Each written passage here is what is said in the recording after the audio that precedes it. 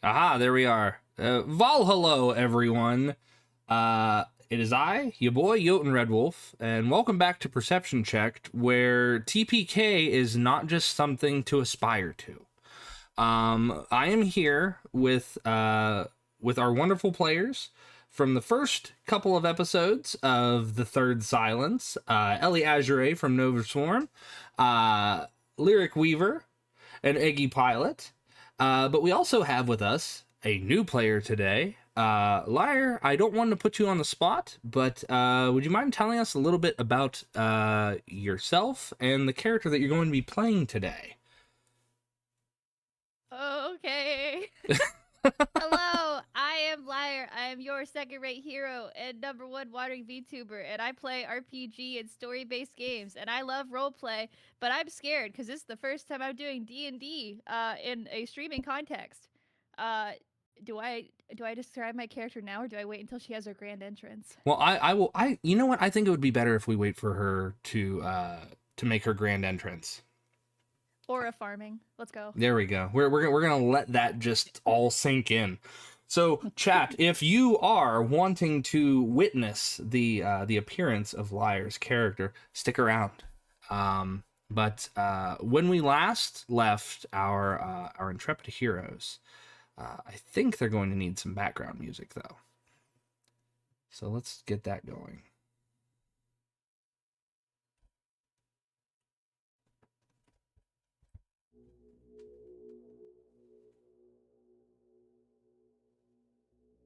You guys able to hear that?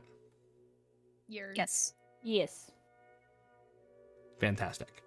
No. Eggy, don't mute the tab. Yes. So for those of you in chat, we will be responding to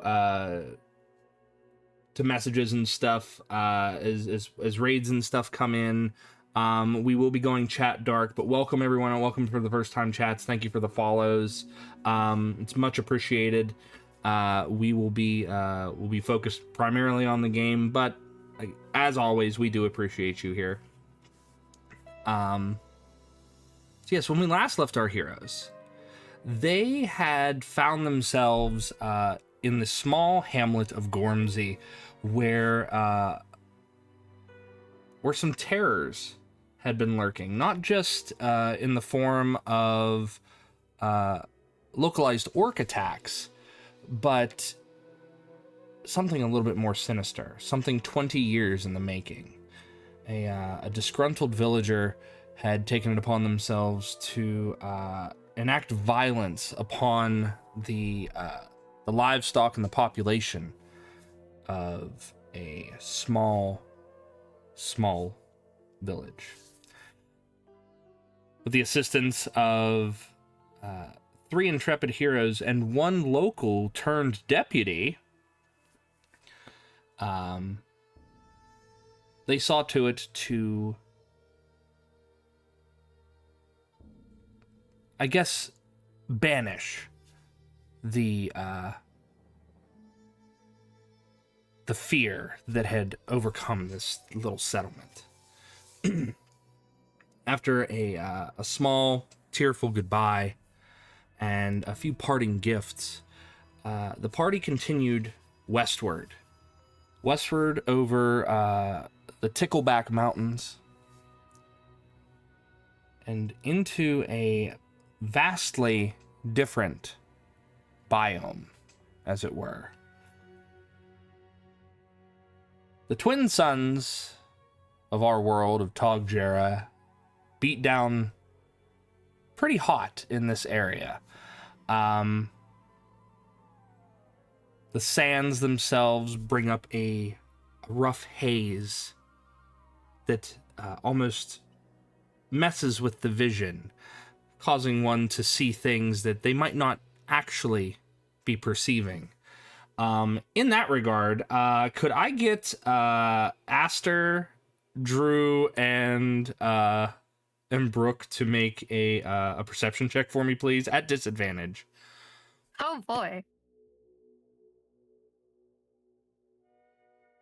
Why are we disadvantaged?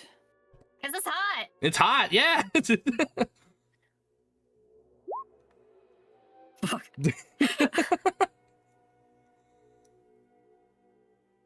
Aster is like Okay. burning up in this coat.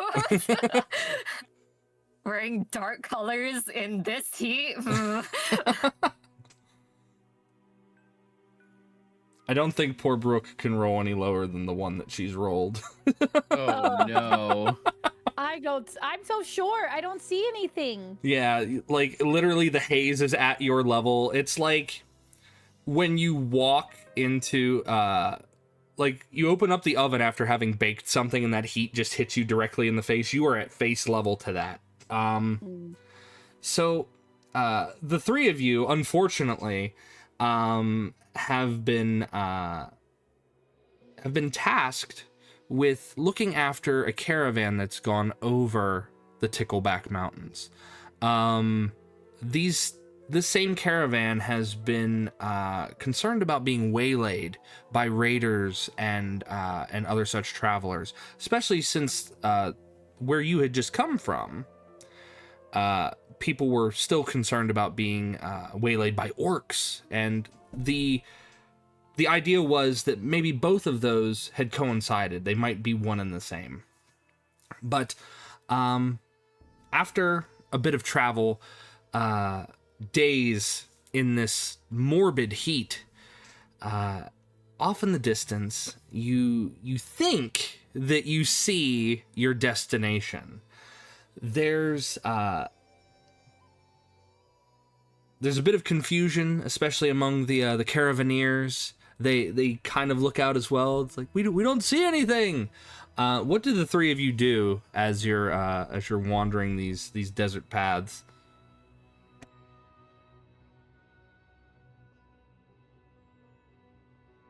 I think I'm gonna. Since I can't see anything, I'm gonna ask Drew if I can just get up on his shoulders, rest my little feetsies, and maybe get a better vantage point. Yeah, you better be careful though. The armor might be a bit hot. Wait, what if I take off my coat and then like? Oh wait, no, but that would make you even hotter, wouldn't it? I was gonna say to like cushion you We a can make, little like, bit little- between. Yeah, like a little saddle. Yeah. Okay. Aster's gonna take off their coat and like drape it over like Drew's shoulders, kind of. Okay. Okay. Okay. A little dragonborn saddle. Now, while Drew himself is a red dragonborn, fire is one thing, heat is something completely different. This heat is still very much oppressive to you. Like this is an uncomfortable heat. Like you feel it like building beneath some of your scales. It's cozy. It's cozy, but you're probably struggling not to take a nap at that point. It's like, I just curl up on a warm rock like a lizard. Listen under your heat lamp. All right, so Brooke, you're given a makeshift saddle thanks to Aster, and you get a better vantage. Why don't you go ahead and make one more perception check for me, Brooke, just to It's much That's better. better. That's much better. Off in the distance, you see the flags of a massive city in the center of the desert, spanning a small spanse of river, and you notice it before the caravaneers notice it. Meanwhile, poor Drew and Aster are like, it's too hot, we can't see a thing. But you see it off in the distance, the Emerald of the Desert, Mob Durat. And let me bring you guys. How do you spell that? MOB space DURAT. Awesome. Guys, a city in the distance. Really? Yeah, I promise I'm not seeing things. It's huge and there's some really tall buildings And they're sparkly. They do tend to Yes. glisten in the light, and you can see that the domes of some of these buildings, almost very mosque-like, they have it looks to be like painted glass, and for a trained eye, and I'll say, Brooke, can you make me an investigation check also, since you're the first one to see this? A investigation. 14. The way that the light catches some of this, you can tell that it's not just glass, it's gemstones as well. Pretty. Do I know anything else about this city? You don't know anything about the city other than this is where the Caravanneers were told that they need to go. Okay. Well, it's pretty. Great, we should notify the caravan. Mm-hmm. Yeah. I'll scramble down. I have a little skip in my step, and I'll scramble down. Sorry, Drew. Oh, sorry, I kicked you in the eye a little bit there. I apologize. Ow. I'll go run back and I'll tell them. Okay. You see that the Caravanneers look down and it's like, oh, are we almost there? It's been so long, and I think the horses are going to need water soon. Yeah, it's just ahead, like, a little longer. I don't know measurement very well. Soon. Soon is good. We like soon. And they look off in the distance. It's like, oh, there she is. And then they all begin to marvel at the sight of the city. As you go down a small rocky path that leads to a very elaborately made stone bridge, again, all of these roads seem to be lined with crimson flags, and they're along the walls, these very thick, almost ancient walls. You can all make a history check if you wish. Okay. History. Drew knows nothing. Drew does not history. Pick up What a sort book? of bug is that? All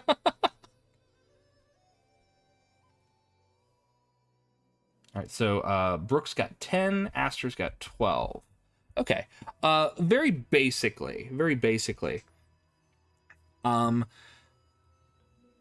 Mob Durat is a very ancient city. It started out as a very small city, but now it has become what is known as a city-state. It is one of the largest spanses of civilization, especially in the desert. They wouldn't be so successful were it not for the various mines that the city itself had built its wealth upon. Mob Durat is also run by a sorcerer king by the name of Zumat. And for 1,000 years, Zumat has ruled this city-state. There's also a council of elders in which he has amongst his peoples, and they handle all of the things that are not within his purview, that he doesn't believe to be within his purview. With a 10 and a 12, you know that other than the mines that they've founded and they've built their wealth upon, they're also known for their combat arena.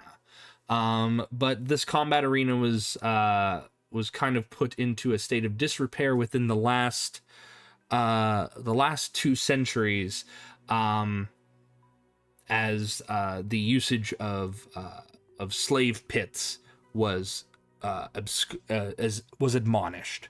So, but yes, you see the grand jewel, this emerald of the desert, and as you bring your way down to the main gates, one of the many gates that are likely to circle this walled city, some guards stop the caravaneers, and they approach all of you, and they say, we need to inspect you. We need to inspect you and your weapons. Okay. Oh. Insight check. Go ahead. Insight. Seems normal to me, I guess. And they check you guys. They kind of give you like a quick pat down. They don't get invasive because they too do not wish to be out in the heat, but they are more properly adorned than you guys are. You see the lead wagoneer pass off a writ of some sort, and the guard looks at it, nods, and then motions all of you in. As you reach this point in the wall, the heat stops being oppressive. It's almost cool, like walking into an air-conditioned space from being out in the heat for so long. Interesting. You can see the shine kind of come back to Drul's scales a bit. Okay. Oh yeah, Aster has taken their coat back by now and just has it like draped over their arm. Would this be like an Arcana check to like know if there's like some magic Yes, like yes. causing this? Yeah, go ahead. I'd like to do that as well. You may. Okay. Might as well. I know magic. I know magic.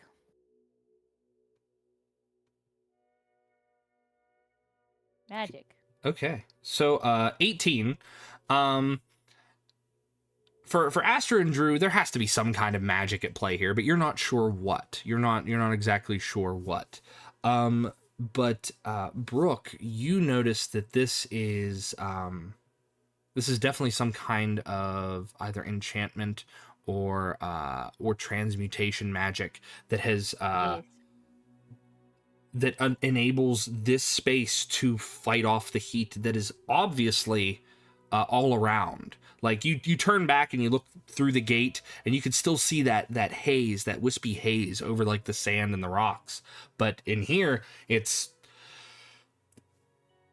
to use more kitchen metaphor, it's like going from the oven into a walk-in freezer. Wow. It's much better. But as the three of you make your way through, the lead caravaneer says, "Oh, here, for your troubles, the agreed upon payment," and they hand you each 100 gold. Ooh. Ooh.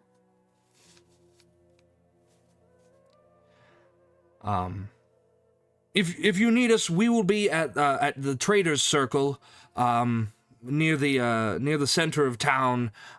We thank you immensely. We've heard of so many things happening to other caravans out here that we weren't sure if we'd be able to make the journey ourselves. We're quite worried. In fact, our livelihoods are in these wagons. Indeed, it was our pleasure. We thank you for your time. Thank you very much. And just as you part ways with them, Aster, I need you to make a perception check for me, please. Okay. Oh my god. Aster's still reeling from the heat. It's like the whiplash of hot to cold. Like the inside of your mask probably has like, you know how it gets hazy if you take like your glasses or something off. Like it's like, oh. It is like sweat like accumulating like underneath it. It's so like uncomfortable and stuffy that Aster's just like, I really want to take this off, but I can't. So Aster, you don't notice this dwarf. He comes scurrying up like he's got this lumbering walk, and he says, "Oh, masters and mistress," and he does this rather large bow, And he holds out this rolled sheet of papyrus, and it's got a wax seal marked with dragonflies. He says, I have been bidden to give this to you, noble guards of the caravan." And he just holds it out. And he's technically holding it out to Aster, but anyone can grab it right now, but Aster just doesn't perceive them. Have we ever seen this guy before, or You have not. You have not. Insight check? The insight check. Everyone's just all paranoid. Okay. While Aster is insight checking, Droll is just gonna reach out and grab the paper from the dwarf. Okay. And immediately read it. Okay. Aster got 22, by the way. Inside, this guy is just doing his job. Whatever he's doing, he is just doing his job. There's no malice or untowards feelings that he has towards you guys. But Drew, you open it up. And inside it says, "Greetings from House Va," and VAAH. "We've sent messengers throughout Mob Durat to deliver this communication to those of mercenary guys. If you be such, and you wish to earn a great reward, read on." Do you read on? I love great reward. I would read on. "Desert raiders harass and disrupt our caravans. Yet the Revolutionary Council of Mob Durat will not lift a finger to help. Thus, honest house merchants must find aid elsewhere. The raiders claim that our caravans know of a site of a ruined temple called the Face in the Stone. They say if we give up the location, their attacks will cease. But we know nothing of the ruin. Moreover, a Va caravan seeking to find the Face in the Stone never returned. Our request is this: find the Face in the Stone, learn the fate of our lost caravan, and provide assistance to any survivors. All we have concerning this ruin's location is a line from an old song. Ooh. Where the devil's horn threads the tunnel in the sky, a stony visage rarely blinks its hollow eye. Return with your findings to our emporium in Mob Durat, and you will be heralded as heroes of House Va. Regards, Delum Va. Interesting. Can you repeat the song lyric? Or write it down. Or Yes, put it yes, down or something? absolutely, I absolutely. was putting it in my notes. Absolutely. Let me type that out to you. I wrote where the devil's horn turns the tunnel sky. I don't think that's what you said. No, but that's okay. But what do you do, Drew, as I'm typing this out? What are you guys doing amongst yourselves? Aster, no longer highly suspicious of this man, will try and take a. Or wait, are you reading it out, Drew? Yeah, I imagine I was reading that out loud. Is he he's not one of those silent readers? He was the kid in class. It's like time for silent reading, and then he just reads out loud. Is there a location for House Va of where to get or if we wanted to contact them, or is this something that I should just ask the guy? You look for the guy. He's gone. Oh, great. Okay. He's gone. But you could look around, or you could ask around. Are the caravan guys already gone? They're just a little ways ahead. They're not that far ahead of you guys. You could catch up to them and ask. I mean, I'm sure we can find them when we need them, right? Yeah, they said they were in the merchant or the trader's circle. If we need to see them again. Yeah.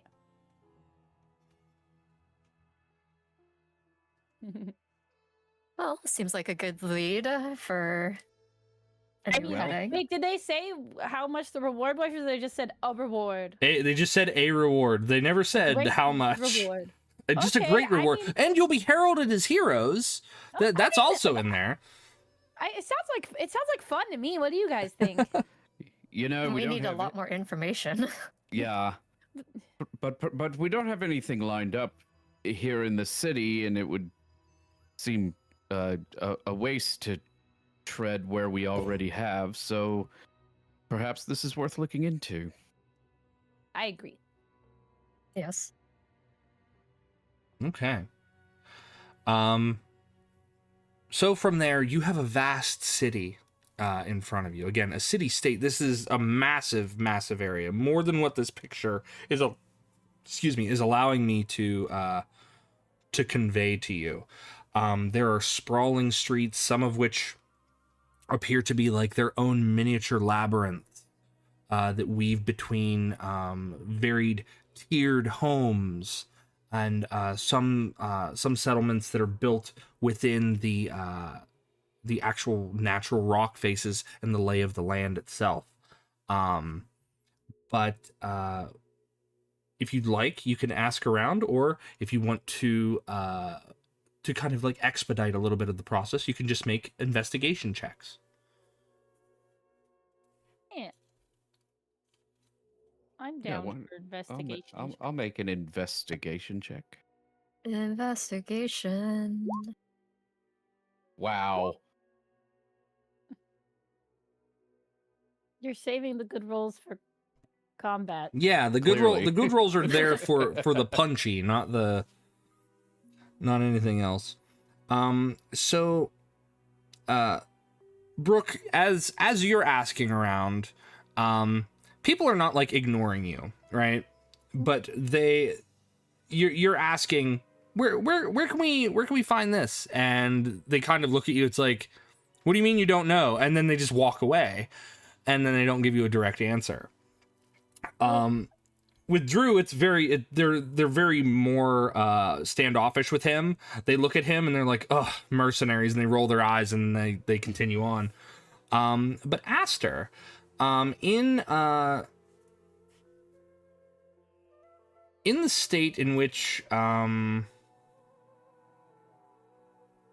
you have this natural charisma, this natural appeal, how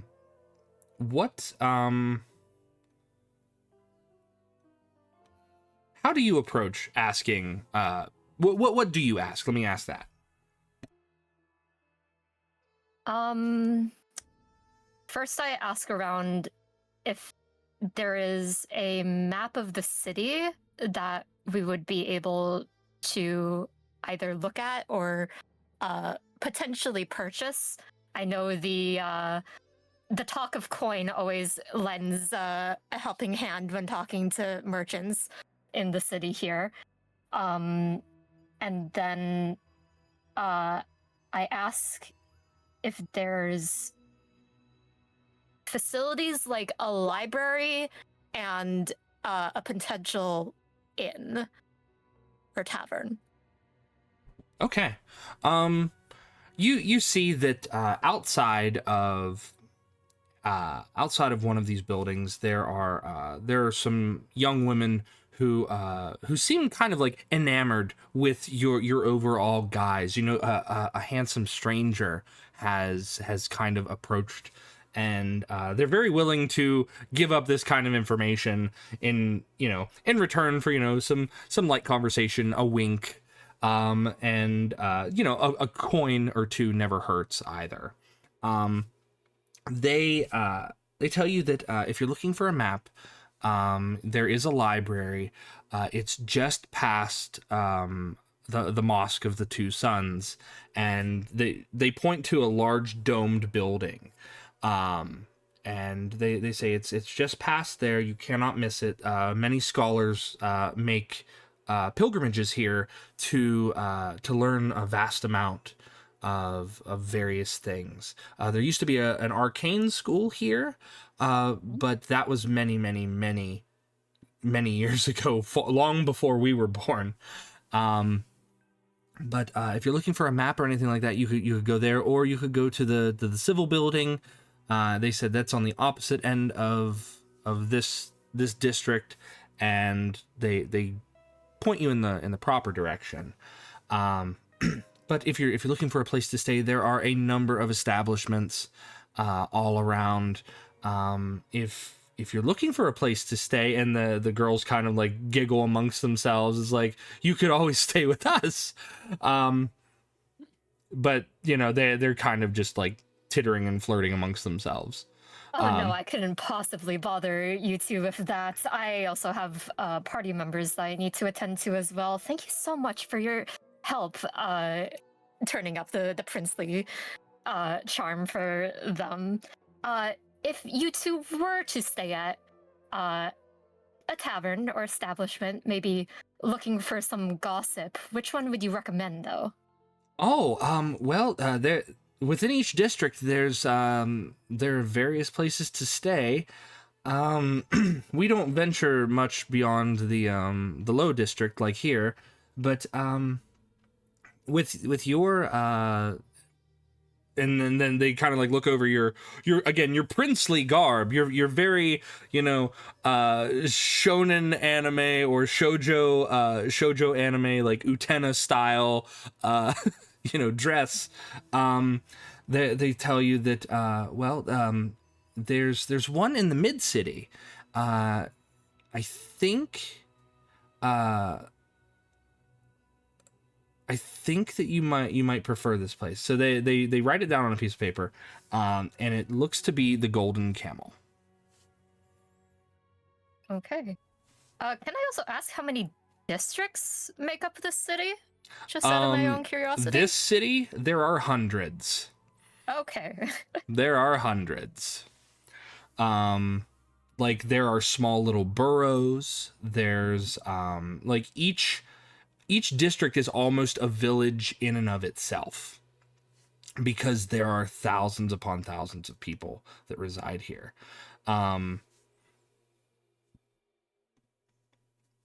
Like there's a caravan district, there's an artisan district, smithing district, and they're just like all kind of self-contained. But as they pointed out, the Golden Camel is one of many places. There's also other such places like the Polished Jewel. There's the Half Sun. There's and you see all of these establishments, and all of them are almost very, very cookie cutter, right? You know, if you've seen one tavern or inn, you've seen them all. But if you were to leave the low district where you are at, obviously it looks like the clientele might be a little bit more higher scale. Food might have, you know, a better taste to it. You know, the wine is exceptionally sweeter, and things of that sort. So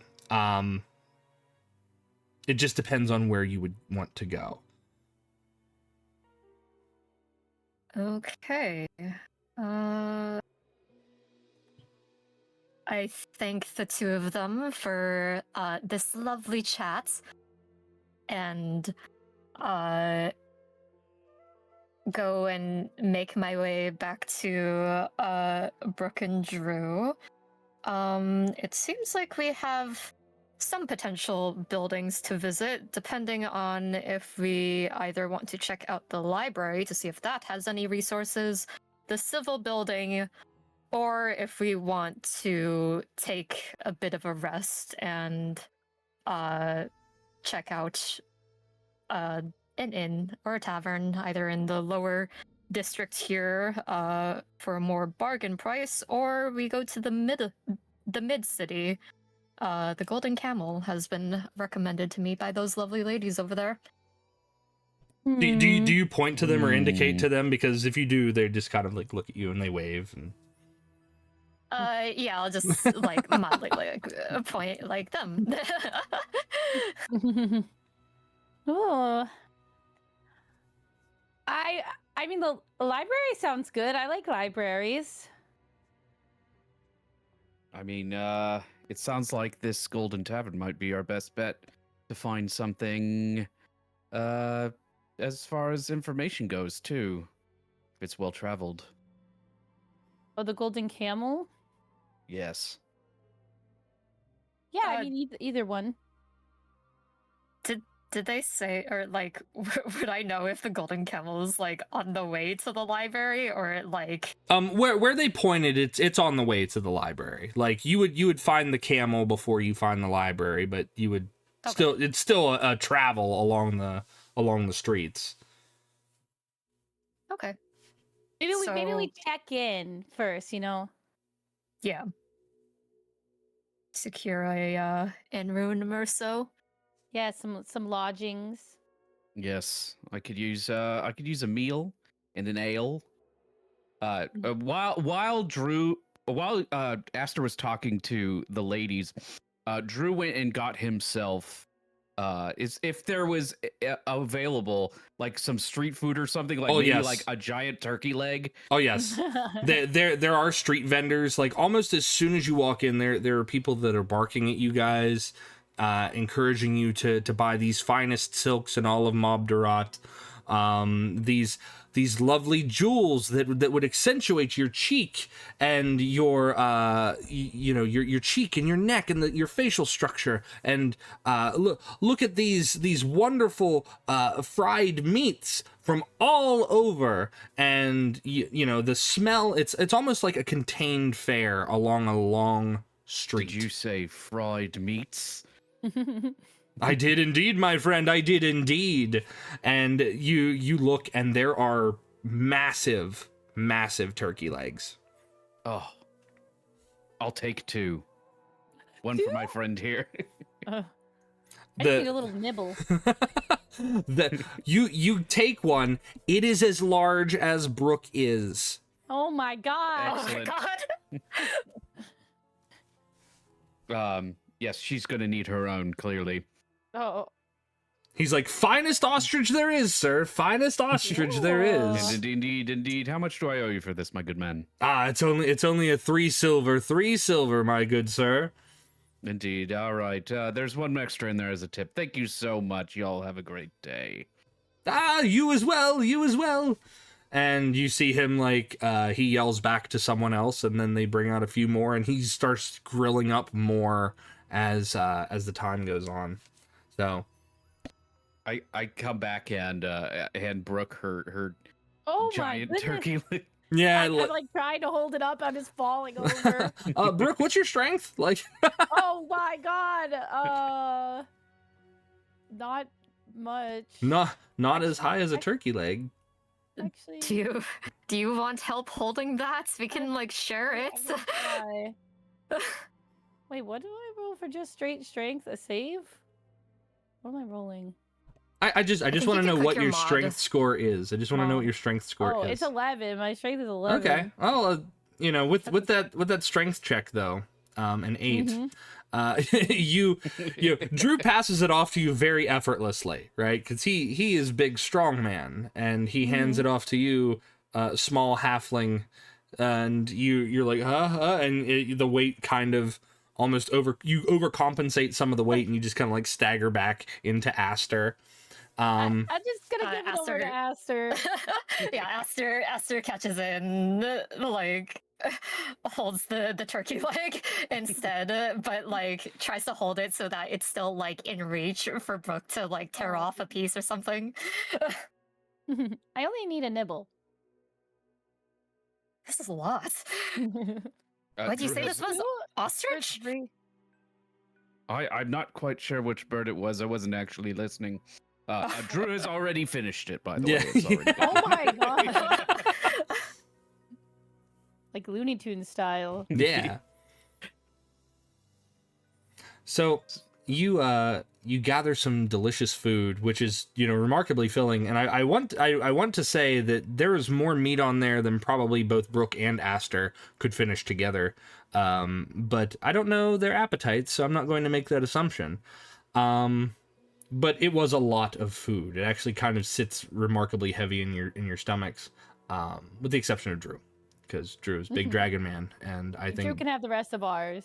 Yeah, Aster like takes like a good portion of it, but like maybe like half of it at most. Like, and they're just like, oh man, that's filling. I don't think I need to eat dinner after this. And Are you gonna passes. finish that? Aster looks at Brooke. Do you want any more? I'm good. I was full after one bite. Okay, yeah. Aster hands the rest to Drew. Yeah, Drew takes it and just like kind of like a Looney Tunes like sticks the whole thing in his mouth and then just pulls out the bone. Just the bone, yeah. That's fair.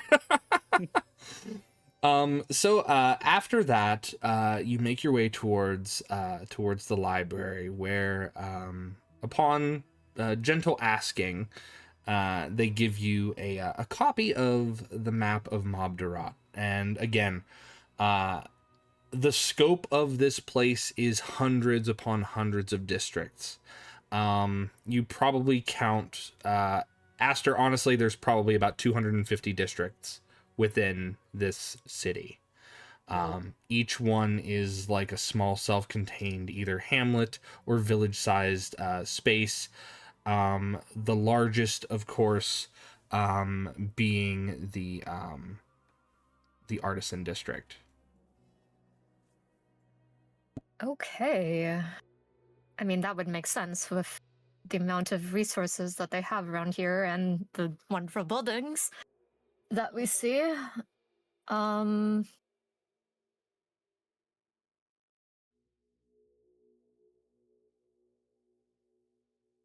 curious to know if anyone, like a librarian or something, has heard this little lyric that we've been given. Make an investigation check. Okay.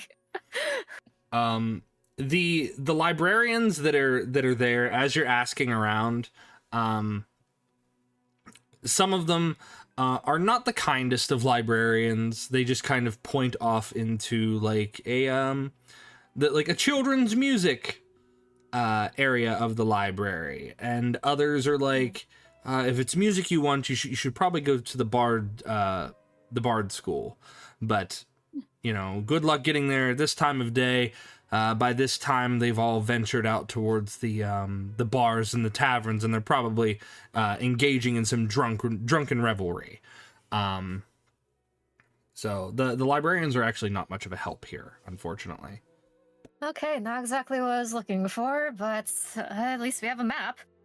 Well, that's a place to start. Is it really? Yeah, maybe. Perhaps we should... Go ahead. I was just wondering, when I heard them mention the Bard School, did I hear the name of said Bard School or anything? No. There was not a school named. It's probably just one of the many Bard colleges that is connected across the realm. Okay. It's like, you know, hey, welcome to think like the Bard College in Skyrim, right? It's just known as the Bard's College, and people, you know, they go there to learn music and perfect their craft. Okay. Nothing recognizable. Nothing recognizable, no. Okay. As you are kind of settling in, you notice that, you know, the suns are beginning to set, and the moons themselves are starting to work their way up almost in tandem. Two are going down and two are coming up. And you guys settle in at the inn of your choice, completely up to you. And after a moment, as you are contemplating not eating dinner because your stomachs are quite full, although I'm sure Drew will tell me to speak for myself, you find yourselves at a low table. Instead of chairs and benches, it is plush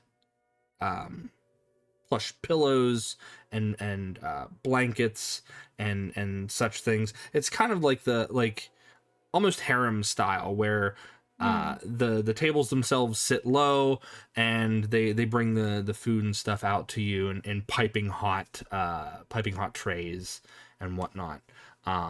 They serve you tea and wine and mead and whichever you prefer.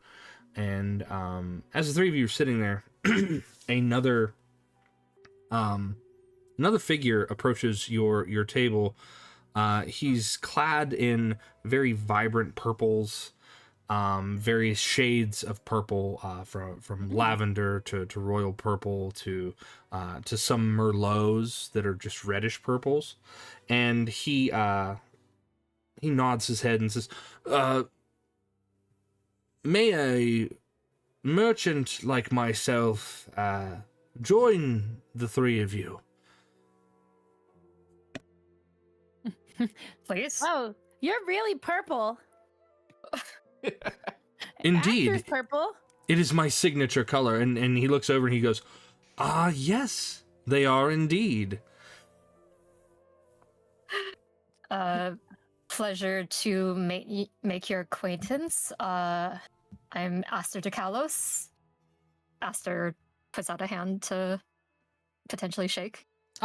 And the man reaches out and he shakes your hand. His hand is considerably wider, and despite his clothing and his demeanor, he's actually quite tall for his race. He is a dwarf, but he's a dwarf with shaven beard, shaven head. You might have confused him for a shorter human, if you weren't, all kneeling down at a table. But he says, my name is Delam Va, and I do hope that my message found you. Yeah. Yes. We You're the were guy just from the thing. we were just investigating potential leads into your quest. Mhm. Would you happen to have any more information upon that? I would, and I would be remiss to say that my informant is not one who is currently with us. But if you would, when you are done here, if you would wish to accompany me to my small manor home, we can discuss some things there. I would very much like your assistance on the matter, seeing as you have safely brought a merchant caravan back within our walls, which I must say I am eternally grateful. We're happy to do our duty to the merchants of the city. Yeah. Yeah. Hmm. Are we... Okay, is he wanting us to go now? Or No. He's not wanting you to go now. You guys can settle in and do what you need to do. Okay. He just gives us a map to where his place Oh is. yeah. He directs you on your map. He places a pin on your map and shows you where his manor home would be. Perfect. Indeed. Then shall we call on you in the morning? My companion, she sometimes wishes to, well, let's just say that she is more of a night owl. I would hate to trouble you after such a long journey, but I would hate to trouble her in the morning, given her predications. Indeed. Oh, okay. What time is it now? It's about evening. It's early evening. Okay. So soon. I suppose we don't really have anything else tonight to do. Do you believe that our little meeting at your manor will take long? I should hope not.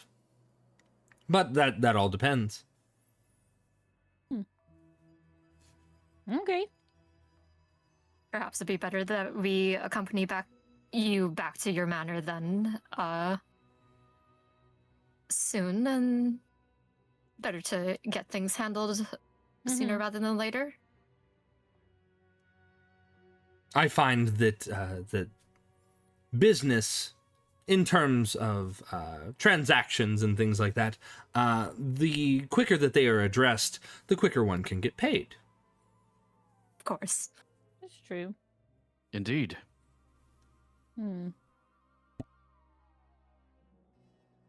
Did anybody want to insight this guy? Yeah, I'll throw a insight at him. Everyone narrows eyes. Insight. Insight. Oh wow. Dog. Okay, wait, I'm just gonna. There we go. She's like, y'all good? So Drew and Aster, this man's on the up and up. But Brooke, this guy is hiding something, but you're not sure what. Okay. I'm just gonna keep that to myself for now. Okay. So what do you guys do? He leaves your company and departs through the door. But before we follow and head that direction, I just want to pull them aside and just be like, you know, I'm usually very, very trusting halfling, but I do pick up a little bit of a shady vibe. Maybe it's all the purple. No offense, Aster, but you know, there's just something a little off about this guy.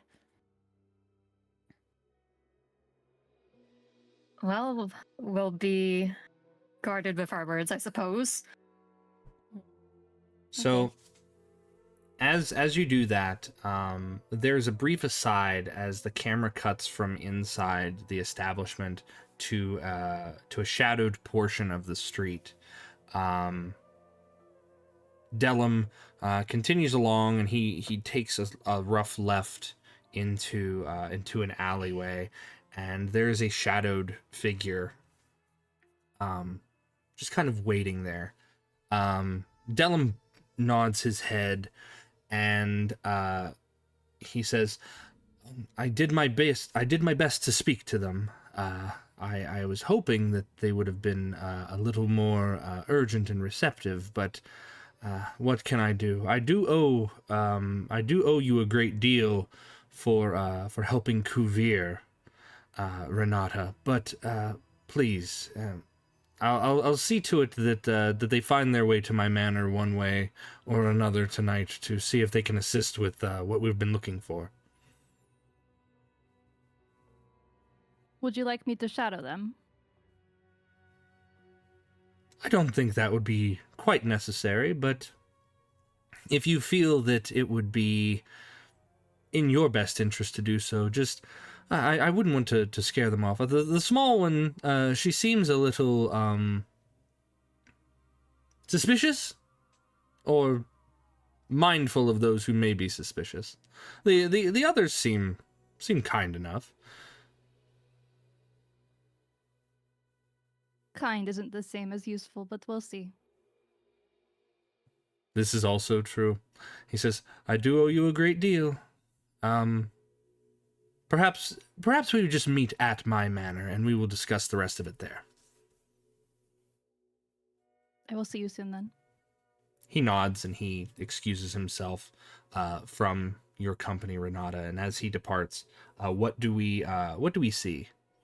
As the moonlight the twin moons kind of cast a little bit of almost a spotlight like beam into the area. So what do we see briefly? For the briefest moment, when the moon hits her, the thing you'll probably notice the first is the two white ears poking out of her hood. It is the only thing that really pokes out of her hood, as she is covered entirely in black robes fitting for the area. The light catches her red eyes for a moment until she turns away and then walks into the shadow. Her robes seem just a little bit off, though, to any passerby, but she's too quick for anyone to really stop her. and you fade off into the darkness. It returns once more to Aster, Brooke, and Drew. So, what do the three of you do?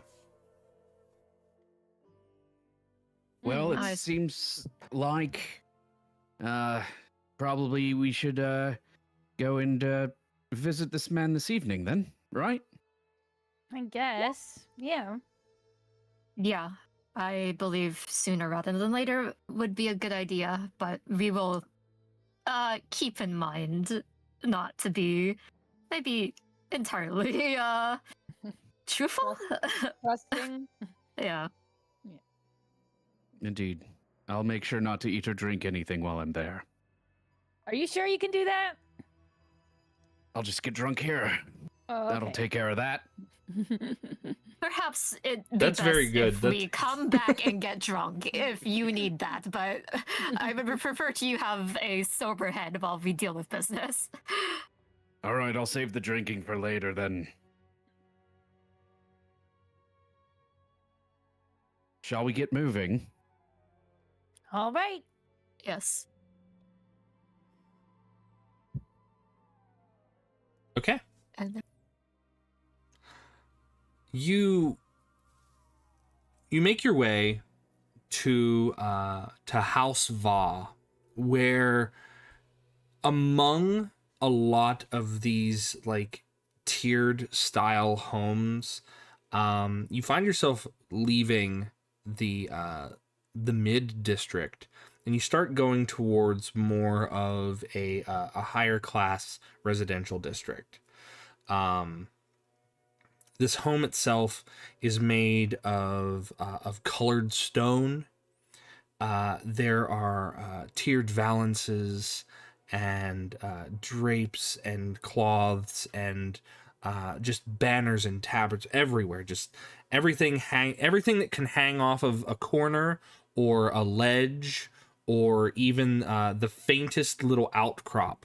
Something is adorning it, and you see on the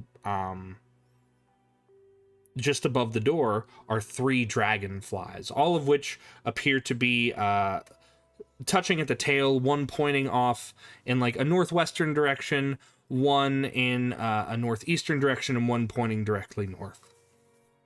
As you approach, there are 2 housecarls that approach you and say, good evening, you're most welcome here. And they kind of bow their heads and they make motion for you to enter the home. They pull apart this beaded curtain that lingers in the doorway. Cool. Yeah, Drew just gives him like a head nod and then walks right in. Doesn't give him a thumbs up, just a head nod. Gotcha. Just a head nod. Mhm. They haven't done anything deserving of the thumbs up. Yeah, that's fair. Brooke gives a little wave. Maybe not as enthusiastic as normal.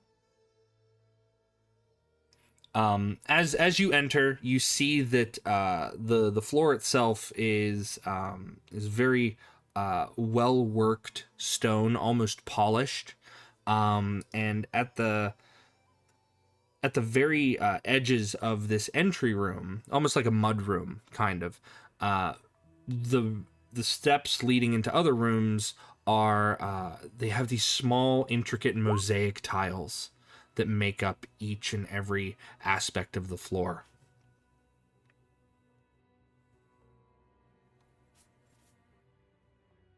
It's almost art in and of itself. This is very ornate. Beautiful. And after a moment, the dwarf, he steps out. He's completely changed into like a very comfortable looking purple robe, and you hear his slippers kind of shuffle against the floor. He says, well, welcome, friends, welcome. I have slippers for all of you. Hopefully, I have gotten the right size. Please, if you could leave your boots there in the entryway, and I will see you in my study. And he motions over to another room and brushes past some curtains, and you see him disappear from view. Okay. Brooke haphazardly kicks off her boots. Aster very neatly undoes their boots and places them off to the side together and puts on the slippers. Yeah, Drew just kind of kicks them into the corner of, of the little of the mud room. And do the slippers fit? Oh Drew's yes. feet? Oh, actually yes. Oh. So, you all find as soon as the slippers are put on, they look like they just automatically conform to the size of your foot. Oh, this is Magic slippers. This is fancy. Wow.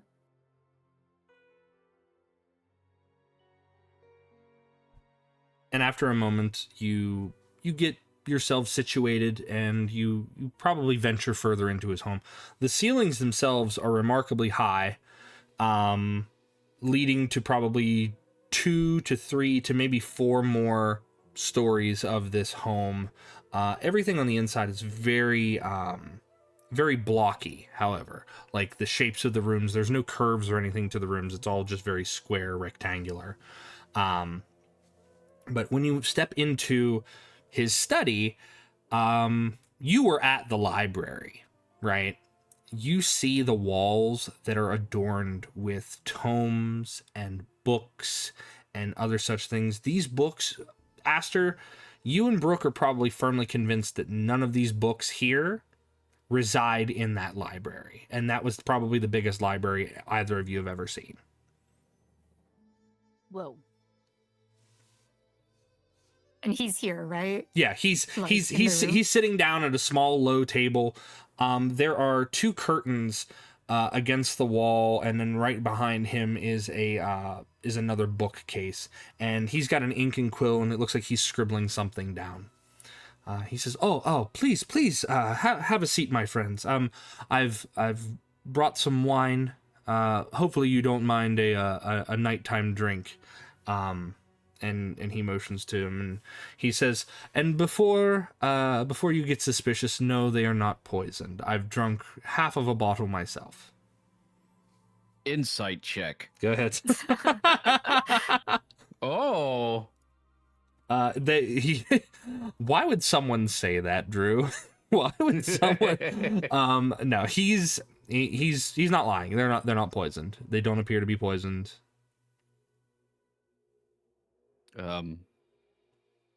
Drew drinks deeply. Brooke politely declines. She just doesn't really drink. Aster also declines. Not one for drinking.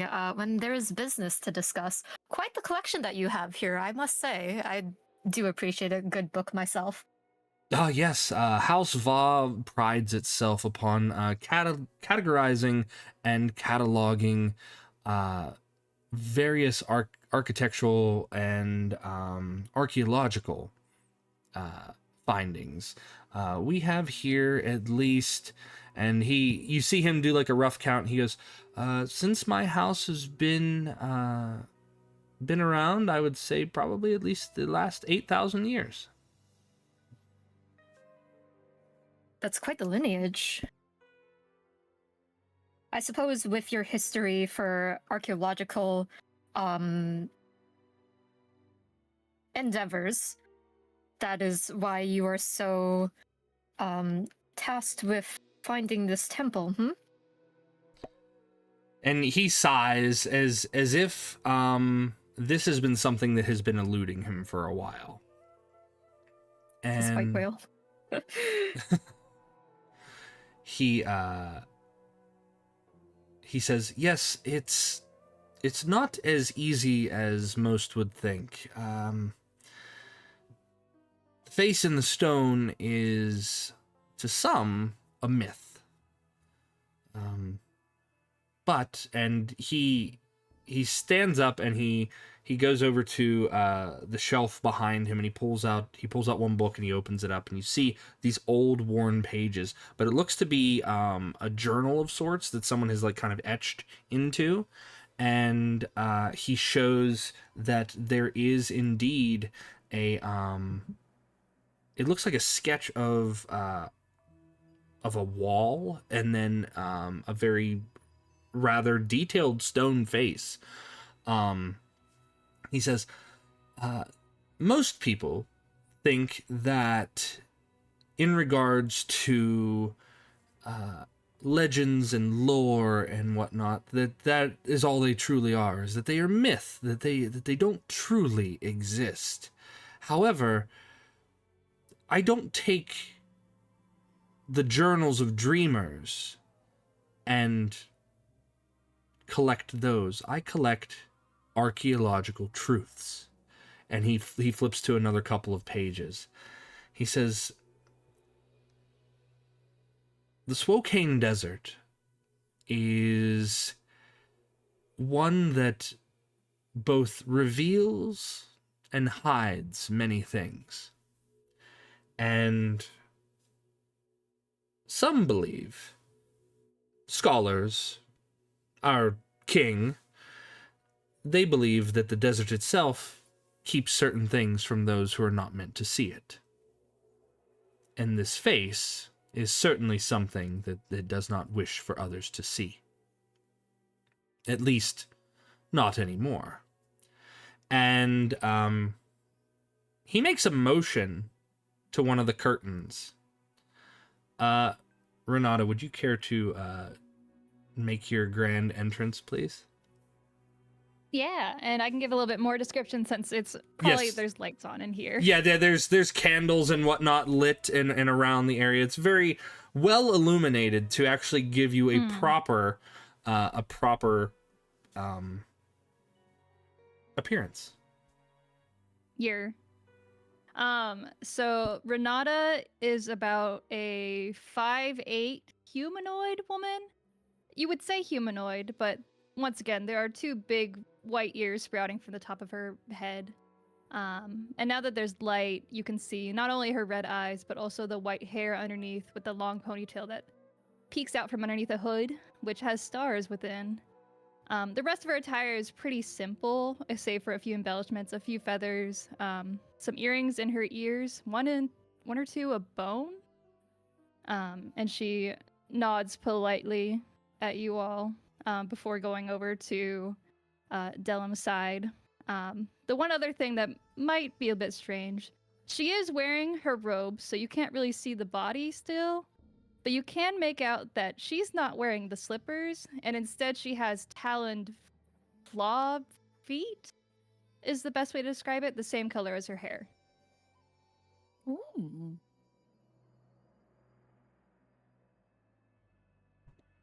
Yes. Renata, thank you. Renata herself has come to me with a bit of information that has enlightened us to a little bit more of this truth. Renata, would you care to explain what it is that that you know so far of the face? Her eyes just very briefly dart to stare at him, but then she quickly looks back up to the group. My family comes from magical lines, and my mother recently had dreams, consistent dreams, of a face in the stone. It is not a good face. It is one that is said to be a shrine where evil stirs, in her words. It's not the kind of place mortals are meant to go. Mainly due to a sandstorm that blocks its path in her visions. And the devil that guards it. Whether or not it is a literal demon or a metaphorical one, I could not tell you, nor could she. Your mother has dreams of this shrine being guarded, and yet it seems that you want assistance in finding it? Yes. Why?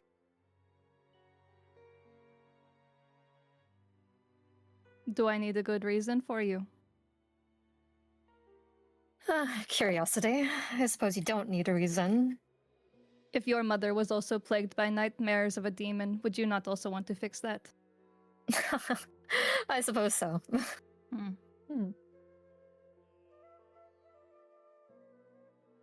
Seems interesting. And Dellum nods and says, "While I do not take the words of dreamers," and he procures another piece of paper, and this piece of paper is something that Renata, you have given to him. This is something that your mother had given to you that he's kind of. Dellum has been the key lead in all of this for you. So the amount of trust that he's put into you for what you've done for him,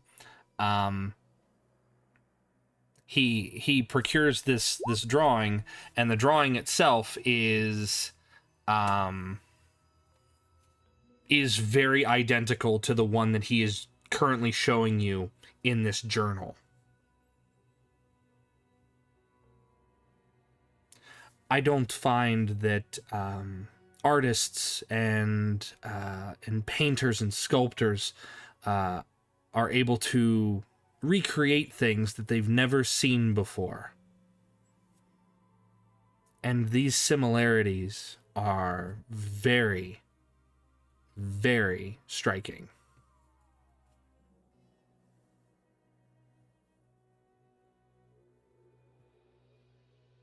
Well, then- I, for one, don't doubt the existence of this. However, do you have any more leads to go off of? You mentioned a party that has gone missing that you sent. Yes, I had sent some of my... I want to say that I probably should have taken better stock in the people that I had sent, but I sent some of my best men with a cadre of mercenaries, and they never came back. Now, whether that's because they were ambushed by raiders or waylaid by the Hedgekin or the Thrycreen, I don't know. But all I do know is they've not returned, and they had with them a considerable amount of valuable goods on their personage. While I do value the goods themselves, I lost a good many members of my house, and I would at least like the solace of knowing their fates, if they are not currently alive. And if they are alive, I'd love them to have them safely returned to me.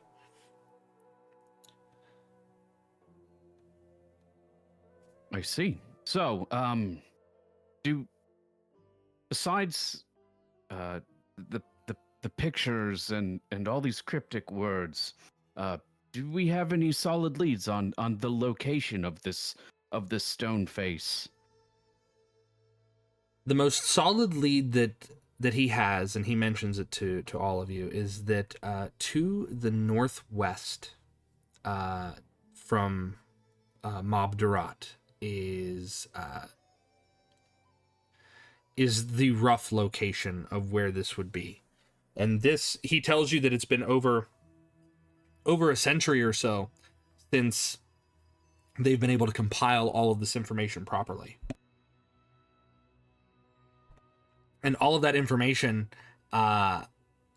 they've, connected star charts and followed lunar cycles and solar cycles and, trade paths and things of that sort. And the closest they ever got was a rough area to the northwest. Again, I would hate to send you out there blind, but at least I wouldn't be sending you out there with no direction. But it wouldn't be much of a discovery if we knew exactly where it was. We would just go straight there. Indeed, that sounds That sounds a little promising. Then logistically, obviously, you want us to get this done. What are you willing to provide to help us get it done? And he looks to Renata.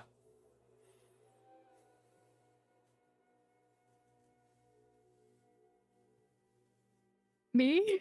Yeah. I like that he's like, and she's like, oh, me? No, I'm willing to provide the assistance of someone who has traveled these dunes. She's not been in Mob Durat for very long, but I believe that she's come into possession of something that might assist you, at least travel-wise, on your journey. We are able to take a sand skiff across. That would make our trip easier and less arduous for people not used to the sands. Indeed. Oh, excellent. Yeah, as And you I- might imagine, the purple one here, they are not a big fan. Actually, now that you mentioned that, would you two have any suggestions of where to find more suitable attire for,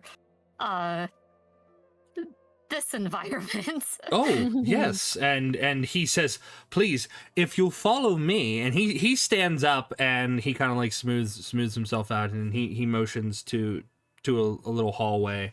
He says, I can provide you with at least some ample clothing that might help beat the heat, as it were.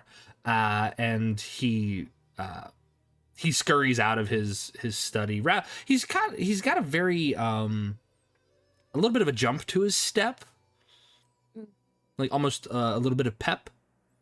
So he takes you to another portion of his home, and he shows you like these billowy garb, like these billowy like robes and things like that. He says they look heavy, and mind you, they are, but they do keep the heat from lingering upon your body. They retain a modicum amount of coolness to them, and you won't overheat in the suns. Excellent. Ah. That is good news indeed. For even I was suffering out there in the sands. Can it be worn over armor? It can. You know, I find that, you know, metal retains heat, but should you cover yourself up before venturing out into the suns again, then certainly you should have no issue. Ah, excellent. Awesome. And he looks to Brooke. He says, "I do have some that are." And he says, "I don't mean to be derisive, dear, but I do have some that are child-sized, that might suit you." Oh, that sounds perfect. Thank you. And he gathers a few up. And now, mind you, they are very like white toned to kind of like reflect the light. But then there are also some that are black toned also, that would just take the heat themselves, but it wouldn't put it inside of the garb itself. So it would just kind of like soak up the heat and then keep it off of your body. But he's Custer's taking one of the black toned ones. More stylish, I see. Yeah, Drew's also going to take one of the black ones. I'll take the white. okay. Renata, your garb has actually done well for you because it's a lot looser for what you need it to do. And while you do kind of like wear like a desert cloak if there's like a sandstorm, I would assume, Yeah. you know, other than that, you're kind of set for what you need. You've been in this area enough. Yeah, you're used to the heat, but you also have ways to kind of keep yourself cool, right? Being a druid and all, you're able to kind of like regulate yourself. What? What? Well, That's crazy. I'm secret is I'm on. speaking mechanically. The Brooke, Aster, I've and never Drew heard of don't know that this before. stuff. We don't know anything. We didn't hear anything. That's God, is player that you? knowledge. God, is that you? It's me, Renata.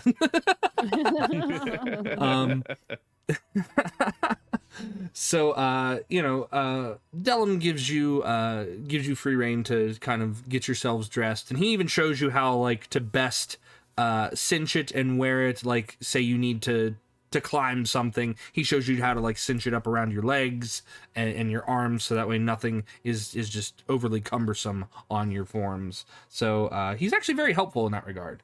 But afterward, he takes you back to his study and says that outside of Renata's sand skiff and the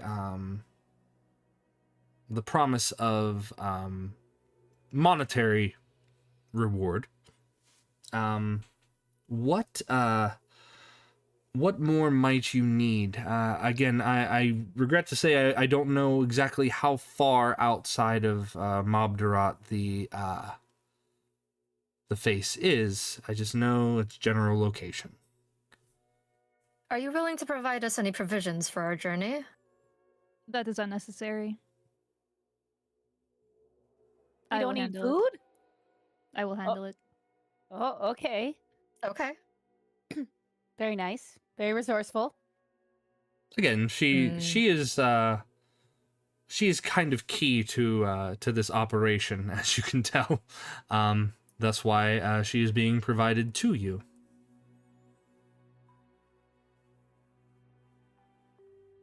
Well, it's very Well- nice. You continue. That's all I was going to say. That's very nice. Esther looks at Renata. Is there anything that you believe that we as outsiders would need for this? Her ear twitches. She pauses.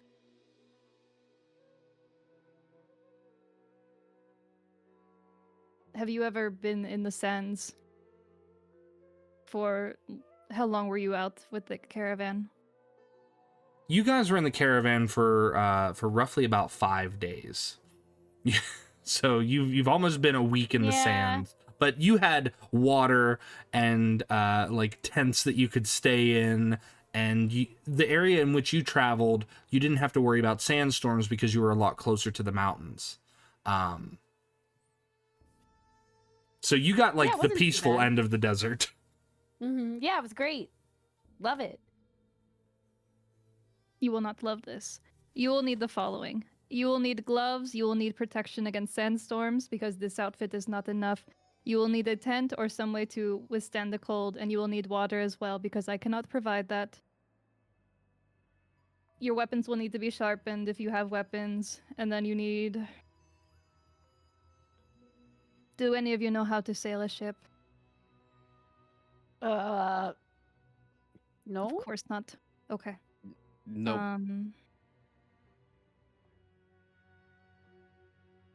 I will teach as best I can.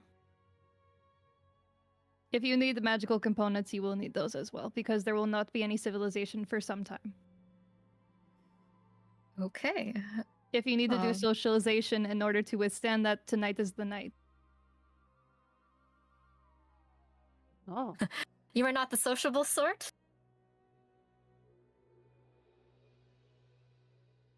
No. The very abrupt no. I knew it was coming, but I was like, when is it coming? I mean, we'll have each other. Isn't that all we need? Not everyone can withstand being with a small group like this. I think that we've been traveling quite well together for the last couple months, so I think there's we probably don't need any extra socialization. And I got my music. Esther looks at Vaughn. Would you be able to supply us with the water tents, protection, I stuff that they It's a little late, but I think I can make a few calls to a few friends. Renata, is the ship still moored off outside the southern gates? Yes, sir. Good. I'll see to it that they give you ample provisions. Now, in terms of estimated day, I can give you, and he does like a quick mental tally, and you can tell like this isn't the first time he's done this. He's probably had to outfit many expeditions out into the desert and elsewhere. I can give you 2 weeks worth. At least I know that's what I can call in. Hopefully it does not take you that long to go to and from. Should it take that long and you require more, I apologize. Hopefully you find it before any of that amount of time expires. Okie dokie. Do you have healing potions? I think we still have some, right? We do, but have if- one. We have some in our shared bag. Right. Although if House Fun would like to supply us with any, it would be much appreciated. I can give you this, and he writes something down. He goes, this is a writ that you can use in the markets. My name is good there. You would have to gather some of those provisions yourselves. I'm not sure exactly what you would need, but seeing as that this, since Renata is very thorough in what she says that you require for this journey, I think it would best if you outfit yourselves and then let them know they do have a few coolies that would be able to carry those to and from for you. Nice. Excellent. Aster takes the writ to put in their bag.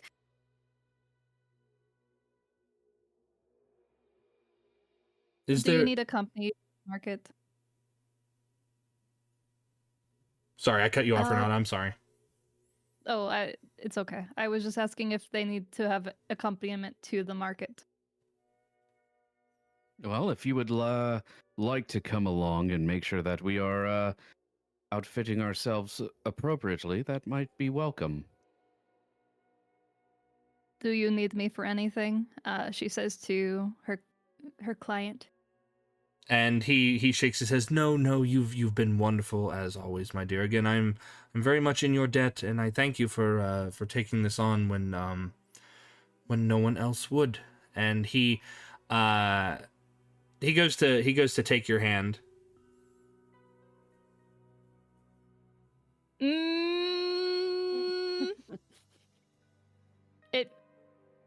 She hesitates, and then a white clawed hand comes out and shakes it. Could I very politely ask them to do a perception? Yeah, go ahead. Make a perception yeah. check, everybody, at the behest of our player. So polite. I don't want to get in the way of God. No, listen. You reveal what you wish to reveal. I'm just happy to be here. Yeah, I'm a little drunk. Yeah, in Drew's defense, though, he did say, "I'm just going to drink everything here, so that way I don't have to drink there." And then he did drink there, so it kind of evens out. Aster, you are the only one to notice. So Renata, what does Aster notice? I don't know how much information Aster knows generally, but you see, for the longest time, she has kept her hands and everything underneath the cloak for as much as she could. When her hand goes out to shake his, something on her back shifts, and I'm trying to think of how to best describe it. It's almost like a pointed edge that peaks up a little bit, just for like a brief moment, and then it almost flutters back into where it was originally as her hand goes back very quickly. Based off of what Aster knows, like in general, like can I make some like history or like Would it be history to know like lineage or like different races? I would say in this regard, given a circumstance that that others are not aware of, I will allow you to make a history check. Normally this would be at disadvantage, but I will allow you to make it as a flat roll. Okay.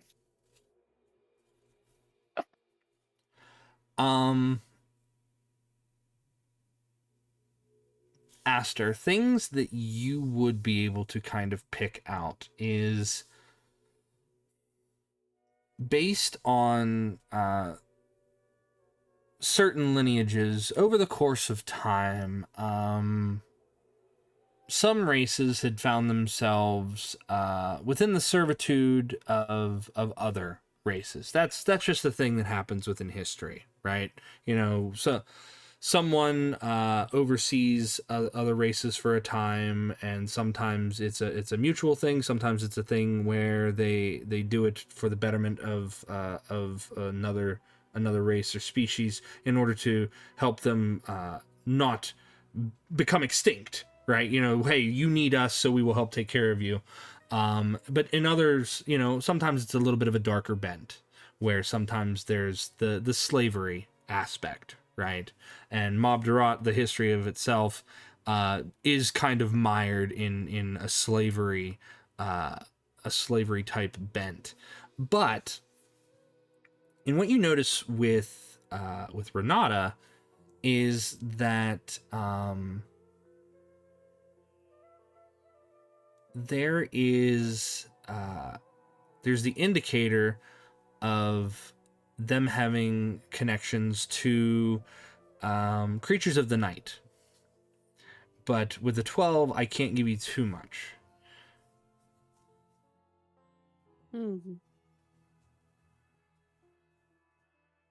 Would you be willing to accompany us to the market in the morning? Your our wonderful client here mentioned that you prefer the nights, though. I can do the morning.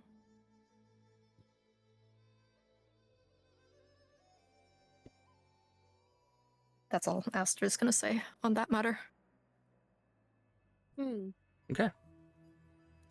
Delum tells you, well, if there's nothing else that you require, that writ should be able to get you the provisions and whatnot that you need. Renata was providing the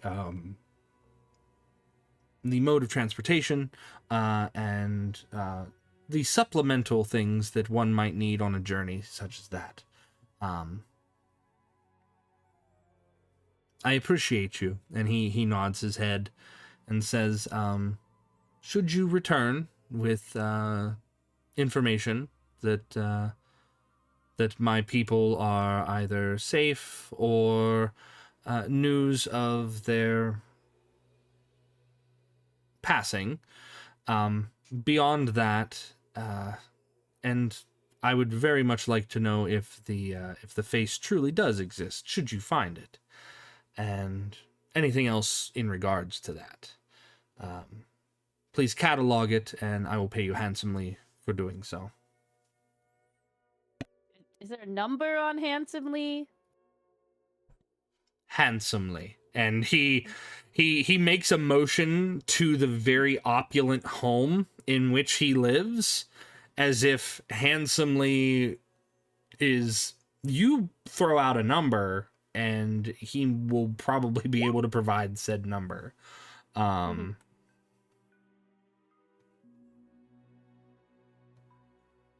Righty. Well then, we will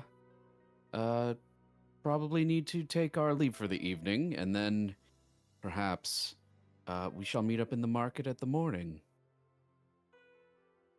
Is that agreeable? Mm-hmm. Yes. Alrighty then. Bright and early sounds good. Very Yes, good. Early mornings. Do you need one of my housecarls to accompany you back to your inn, or he looks at you, Drew. He says, I understand you're very capable, but you know you have had a lot to drink, and you know, a drunken sword is a clumsy one. But do not worry about my my state of being. I can handle myself in quite a so capable can I. manner. Even when I have been drinking. How capable does he actually look to me if I know that he is drunk? Oh, Drew? Okay, so Drew, first, I want you to make me a Constitution saving throw. Okay. Save. 13. You're not stumbling, right? You're inebriated, but you're not stumbling. You're not disadvantaged at all, based upon how much you did consume like 1.5 ostrich legs. So like you have food in your stomach to kind of soak up that alcohol, right? So Renata, I want you to make a just general insight check on Drew here. 12. 12. Again, he looks, to you, he doesn't look drunk. You've seen drunk people stumbling the streets. You've seen drunken sailors, right? And he's nowhere near the state in which some of these drunkards that you've seen. You've not. He's nowhere close to that. All right, I won't say anything then. Okay. Dellum nods his head and tells you all that he wishes you a safe and fruitful venture, and a very blessed return to the city once you find what you're looking for. Indubitably, hopefully we'll be seeing you soon.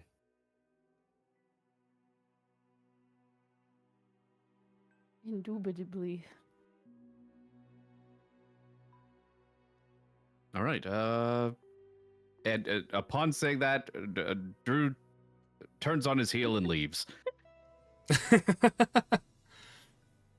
Very good. Follow them out.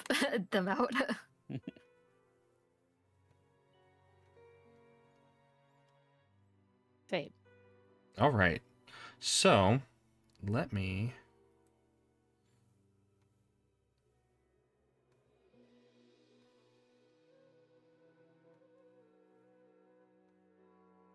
Let me move a few things around here. All right. So, after a while, you all get a decent night's sleep. Is there anything you wish to do before the morning, everyone? Drew would like to drink more. Oh, brother. More. More. You guys have the coin, so he's in the current establishment in which you're in, you drink until they basically, they close down the bar, which is probably like 2 a.m. right? Mm-hmm. They close down their bar, but you can still hear revelry like further down the street. If you wish to continue drinking, you may venture down the ways and continue drinking. Kind of do like a bar crawl, a desert bar crawl. Oh no, there's not recommended. There's revelry to be had in the morning. Perhaps I will be getting up and having a little hair of the dog, but no, it will. I think I'll go ahead and proceed on to bed. Okay. Aster, is there anything that you were going to do before?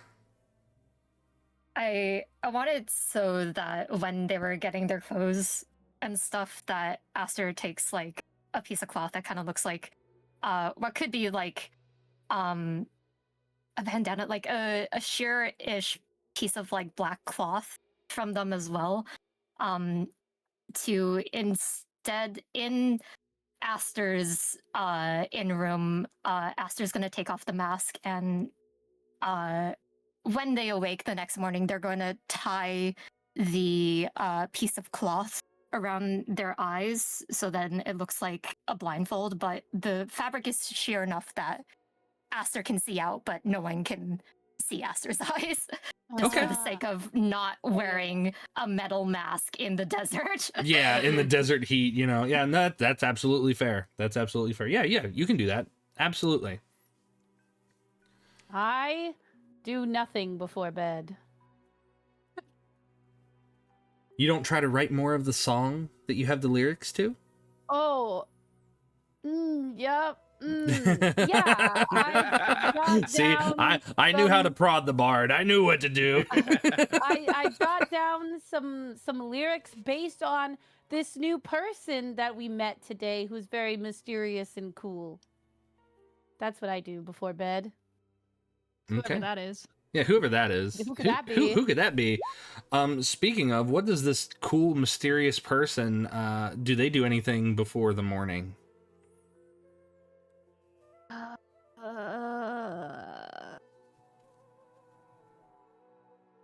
Can I talk to Delum real quick? Yes, absolutely. Absolutely. If I deem...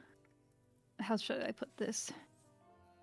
We did not really get an idea of their combat capabilities outside of the fact that they led a caravan. If I decide that they are unable to complete the mission, am I free to return without them? I would prefer that no unnecessary lives are lost, but seeing as that they are not full-fledged members of House Va, I deign to your judgment. The only reason I bring this up is I could attempt to save them if I think that there's a dangerous situation, or I could come back and we can try again. I don't know how many opportunities we'll have for a do-over. Seeing as though most mercenaries won't even take up the task anymore, despite how much money we've offered them. This can't be a one-person venture any longer, Renata. Yes, sir. I will be there right at sunrise for them, and I will help them get their gear. It is much appreciated, and I do wish you luck, for you and your dear mother.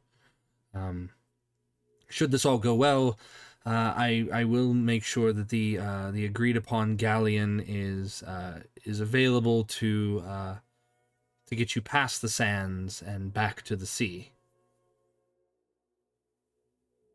For the first time all night, she does flash him a smile, and she bows gratefully, and she will take her leave. Until she wakes up the next morning at a really early hour and is really annoyed as she goes over to their hotel. And everyone's waking up still, and she has to be there first thing. Well, thankfully, they've got a continental breakfast in the lobby of the hotel. Powdered eggs. She does not eat anything. More She is turkey. just going to stand outside. They've got those little prepackaged dry cereals. They've got milk and in, Wait, do they in at little least boxes. have ostrich eggs? Because we know there's ostrich. They do. There is a cook on site who is frying up ostrich egg omelets. Yes, big old omelets. Yum. I'll take one. I would like to say, as early as Renata gets there, she does catch Drew at the continental breakfast, and he is absolutely protein maxing. Protein maxing. He's got like 3 omelets. You know, There's strips of thinly sliced fried meat, like bacon and whatnot. Sausages. Yeah, links, everything. Yeah. And he seems no worse for wear for as much as he drank the night before. Thankfully, she does not know how much he drank. She'd be like, I didn't know that he was up till 2 a.m. drinking. They left Dellum's place at 9. He was drinking for He's fine. She is not hiding herself, so if anyone does want to approach her, she will not approach unless approached, however. Oh, Brooke comes straight up to her, full speed. Like Of even though course. she's small, goes in for the hug, but it's just like your knees because she's pretty short. And she's just She's like, hi, hi, new friend. Backstab away from the hug. I'm sorry. Are you not a morning person? I'm a morning person. No, I would just prefer not to be touched. Good To morning. think like, I mean, we haven't like properly met. I'm Brooke. I like music. And Is the you like... guitar actually behind her? Like, is she wearing the guitar? Oh, absolutely. she has a lyre. What? It's a What? lyre. I don't know if you know what that is. Name drop. I am aware what one is. Oh, yeah, but she definitely has one of those at all times. Wait, do you want to hear a song? Actually, well, okay, it's a work in progress. I'll have to share it with you later. At least you have something to do on the trip. Oh yeah, I could write for days. Do you have adequate paper and ink? Yes, but if I run out, I can always just write it on my arms. You know, I always take notes, you know. It will sweat off. Yeah, I mean, I wrote this on my arm the other day. It says mutton. I don't really know what that means, but I'm sure I'll remember later. Did you plan to eat mutton before you left the city? I don't know. Maybe? She just blinks. And I just sit there, shaking happily. She's like a You should. tiny carbonated can, just Yeah, absolutely, like a little chihuahua. Are you going to eat, or do you just want to wait for the others? There's Drew. Hey, Drew. Drew gives a thumbs up. He's got Oh my food. God, Thumbs up hey, time. I want some. Go in for an omelet before we leave, of course. Yeah. Also, that Aster is also like there, but like as a contrast to how like intense Drew is like eating, Aster is like very like refined, like simple breakfast. Like There are fruits. There are like Yeah, fruits yeah. like dates and pomegranates, and there's grapefruit. They've got grapefruit and everything like that. A lot of very fresh produce, and you see that they have a very large metallic tub sitting next to the rows of tables where this breakfast itself is kind of displayed. But the tub itself has a rime of frost on the outside of it, and you see that there is there are like chunks of ice that this produce is just kind of sitting on.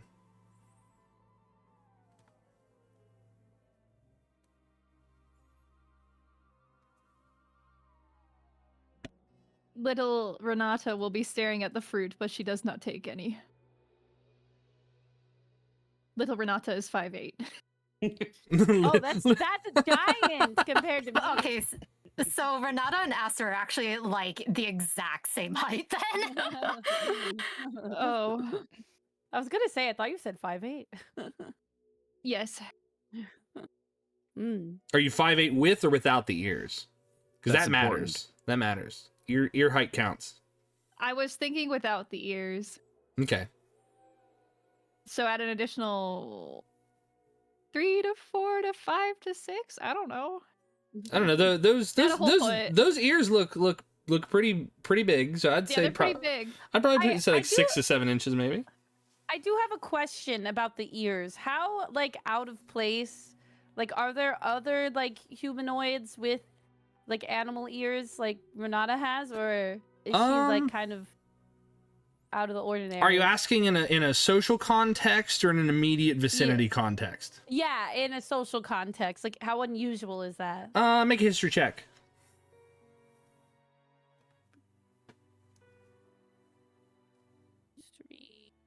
Animal ears. They're normal ears. They're normal, not an animal. I mean, we can tell they're not. We can tell you have ears, like they're not covered in a cloak. So Brooke, there are various anthropomorphic races or those that have animal features like ears, tails, wings, claws, and things like that. Animal ears not really rare. Maybe not back in the halfling homes in which you've come from. But you know, in your travels, you've encountered like tabaxi bards and leonin, you know, so you know, cats and bigger cats. You've also encountered a handful of like aquatic folk and things of that sort. So, you know, animal-like features, not extremely rare. Like, obviously, not common. It would probably fall within the uncommon range. Like, if there was common, uncommon, and rare, it's just more in the uncommon range. And as you've kind of, like, been around just the city itself, you know, there are lizard folk. There are, you know, other dragonids and other such creatures. So, yeah, so anthropomorphized features are just uncommon, not rare. Okay. But in terms of what you've seen of Renata, you've not seen one like her before. Interesting. Whatever that means. Yeah, whatever that means. Yeah. Whatever that means. But yeah, you guys managed to get a bit of breakfast in you, and then Renata can escort you to the markets once you guys are ready. Yeah, once. Before we go, unless you want to say something first. Nope. All right. What are you capable of? Is I guess the shortest way to ask this. Who are you asking this to? I'm generally asking the group. Well, I make lovely music, but also it's magic. And she winks. And and when she winks, there's like a little bit of fairy fire. A little bit of purple fairy fire. Ta-da! I have magic in my own rights and am quite capable with rapier.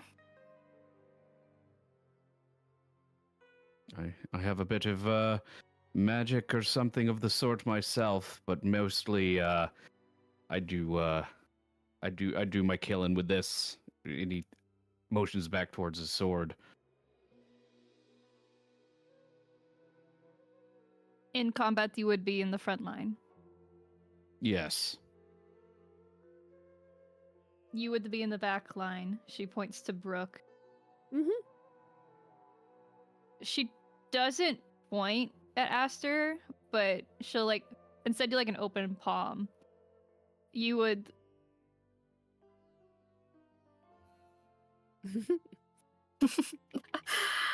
I am sort of a skirmisher, we'll say. I'm very versatile. Yeah, situational. What about you? All right. I could fill multiple roles. I just need to know what I would be doing here. All right. In that case, you would need to make sure your armor and weapons are in good shape. If you need magical components, that would mainly go to you two. She nods at Aster and Brooke. Do you need any upgrades on your materials for armor or weapons? I think we're good. All right. Then I think we should go to get you fitted with sandstorm gear first. Follow me. She'll start walking. Sounds good. Aster will follow. Drew, can I get a little boosty boost? Yep. I'll Woohoo! reach down and pick her up and put her on my I shoulders. get on his shoulders. As is the norm. So you are escorted to the markets by Renata. among all of the stalls, there is there's the trader's circle where you were told that the other merchants that you had escorted here would be setting up shop, whether it's their dry goods, their arms, their armor, things of that sort. But allow me to take you to that portion of our little land.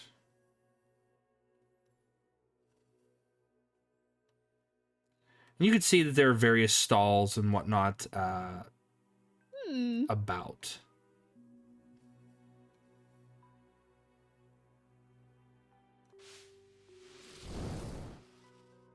Things. So, where's like your first stop? For Desert them, gear? it would be it was basically like desert gear. I was specifically going to get them fitted with goggles and then anything to protect them from sandstorms if the worst happens. And that would also include getting tents and things like that.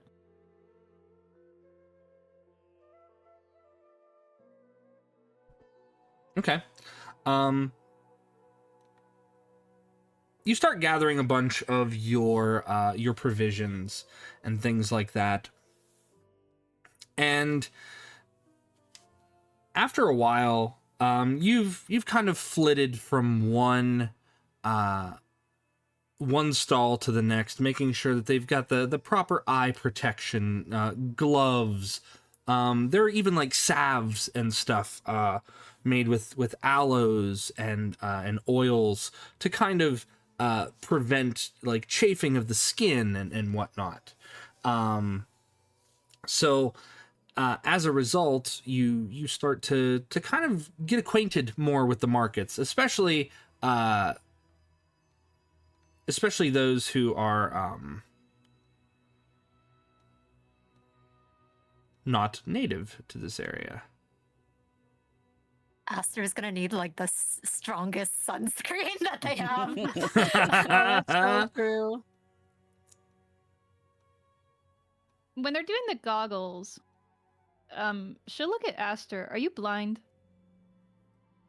No, I just prefer not to show my eyes. That was really blunt. Also, you guys can move around if you wish. You should be able to move around anyway. Yippee! Yippee! Woohoo! Yippee! Woohoo! It's We an have important squids. question. Whoa. I'm not blind, so I just prefer not to show my eyes. That's fine. I just wanted to confirm. Would I still need goggles if I'm wearing this? Points to the blindfold. Okay.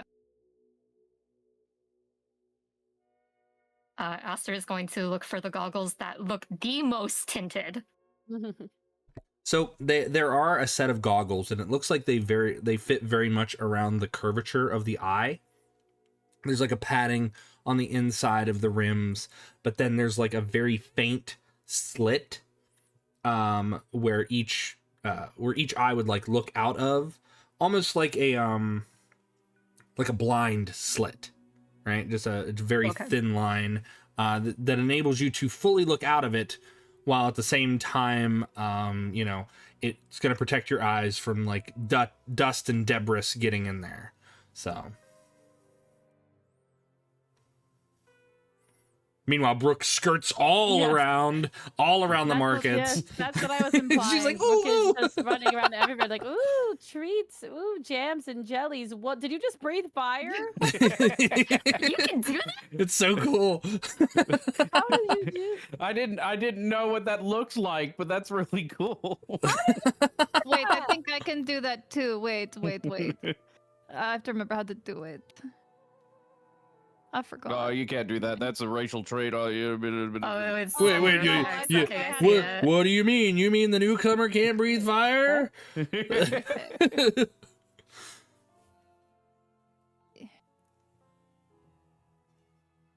Eh. Wow. I would do that. After getting this gear, I believe Sir Va already got water barrels for us.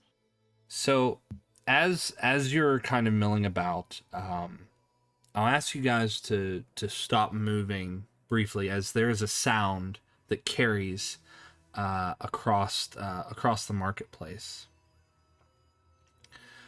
There are yells of surprise and alarm that mix with the sounds of heavy boots and claws on Mob Durat's cobbled streets. From one end of the lane, you see two insect-like beings bounding in your direction. Overlooking the rooftops, a handful of elves throw off cloaks that had blended in with the tile, and they snatch throwing tchotchkes from their belts. And from the other end of the street, you see three burly dwarves beginning to hustle towards all of you. And behind the dwarves strides a determined-looking human in a long cloak. And on his cloak, he bears an insignia. I'll let you make a history check before I continue, if you wish. Everyone? Yes. Okay. Yippee! Yippee. Boo.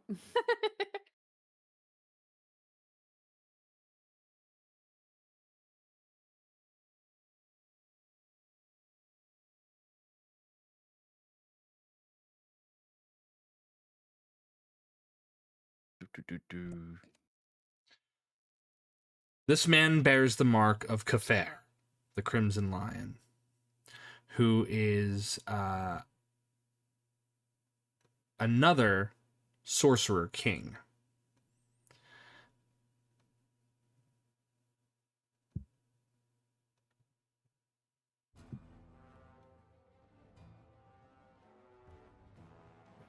Let me... The crimson what? The Crimson Lion. Lion. The Crimson Lion.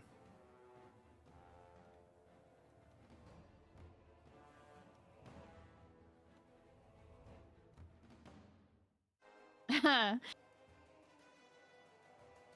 there you go. I would like at this point for all of you to roll initiative. Oh, I was gonna say, are they hostile? I guess that answers that. Yeah, they very much are. Oh, Brooke is not good on the initiative. it's okay. I like going last. You were just running around a lot, so Renata also Last. computes pi with with her initiative. you I need to use the take dex off tiebreaker. the dex tiebreaker is what does that. All right. Oh, do you want me to turn it off? I turned it on. It makes the numbers. It They were makes making fun of me for it last time. I turned it off. Important. you can keep it I on. see the point. Okay. Yeah, because what it'll do, it'll figure out the tie. Say like you roll a 16 and someone else rolls a 16, it gives you that little modicum of like, oh, well, they're just a little bit faster based upon this for the tiebreaker. Okay. So Drew, you got a 6. This is a lot of people. And Brooke, you also got a 6. Who has the higher dex out of the two of you? I have my a dex is 15. mine is 14. Okay, so then Brooke would go first. I'll go before you anyway. And then Aster, I have you at 20. What's your dexterity modifier? 18. Okay. Oh, modifier is +4. But Okay, plus yeah. 4. Okay.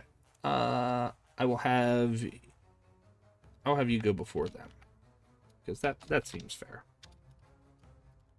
All right. So, the initiative goes: the snipers, Aster; the Thrycreen, Renata; the dwarves, the Templar, Brooke, and then Drew. So, up first are the snipers. So let's get them going here. The what? The snipers. Oh joy. Okay. They are going to fire at Drew. That is a crit. Oh. Ooh. That's not good. Okay. That's not good. That's gonna hurt. That is 17 points of piercing damage, sir. Tank, he can take it. I'm not. A question. Yes. I should we be leveled up by now? Or are we waiting for a moment in? You can in-game determine. to You do can that? determine that this is the moment to do that. Yeah. Do it. This would be a great time. As Drew takes an arrow directly to the knee.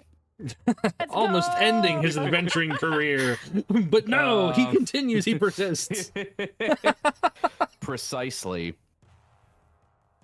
That he dwells within himself and finds some new power.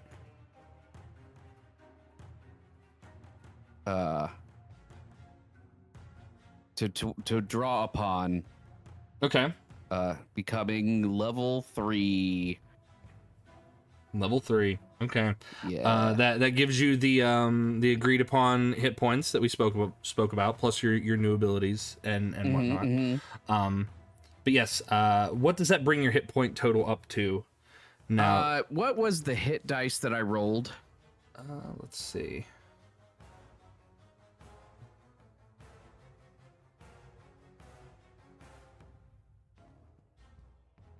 I'm looking. Hold, I know please. I rolled it with you. Hold, please. I also did not write that stuff down. I did. Oh, good job.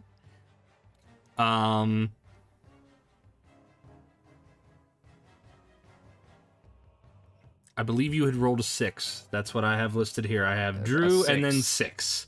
So Nice. that seems to be it, plus your Constitution modifier. So 6 plus my Constitution modifier would bring me to blah, blah, blah, blah, blah. My Constitution modifier is a 3, so 6 plus 3, that's 9. That'd bring me to 31. 31. Okay. All right, so I'll do. I need to make sure. While you're doing I'll just that, set it as- while you're doing that math, you take the arrow to the knee, and you feel this surge of energy just kind of like pull within you, and you cast your eyes up at the one who was responsible for such a deed towards you, this fella up here. But the other ones get to go.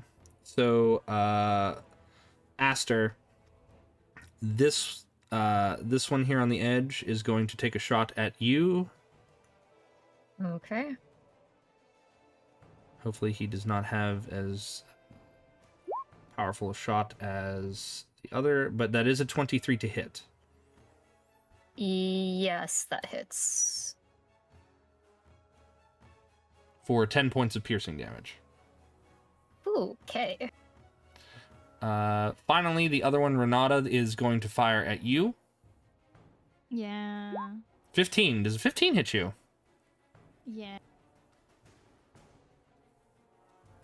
For 12 points of piercing damage. Yeah. Okay. But up next, Oh. go ahead. No, sorry, I accidentally killed myself. No! Continue. Don't do that.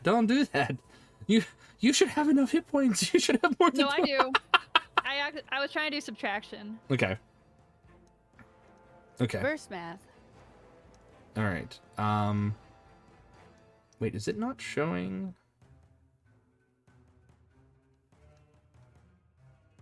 There it is. Okay.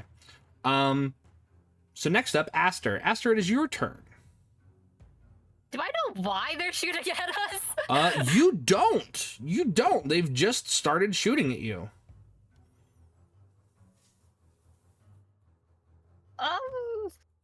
Um. Is there a way for me to get up to shoot, I don't remember how to ping. Oh, there it is. Is there a way for me to get up to the sniper, or? Yes. So these are just like small overhangs of other buildings. You could easily leap onto this this stall roof. Yes, it looks like it's straw, but it's sturdy underneath, and then you could make the leap from there up to here with a simple acrobatics check. Okay. Or if you've got an ability like a Misty Step or or like a jump spell, yes, you could get up there.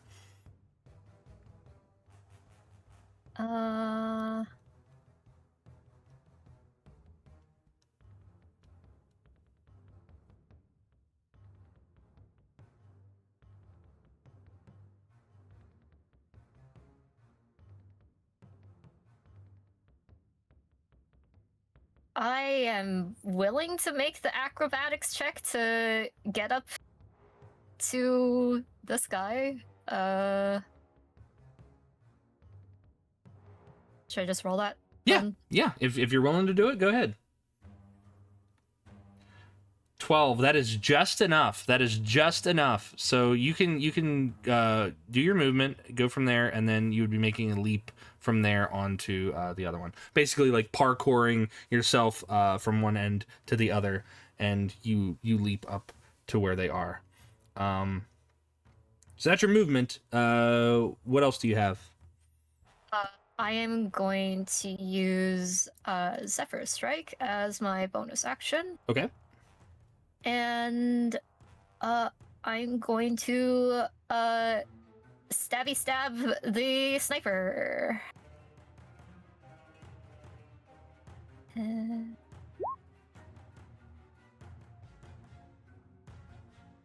18 hits. His AC is 15.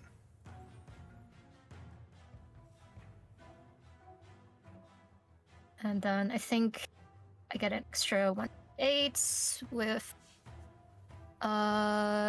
Zephyr Strike. So that's gonna be 13 damage. Okay. 13 damage. How do you take him out?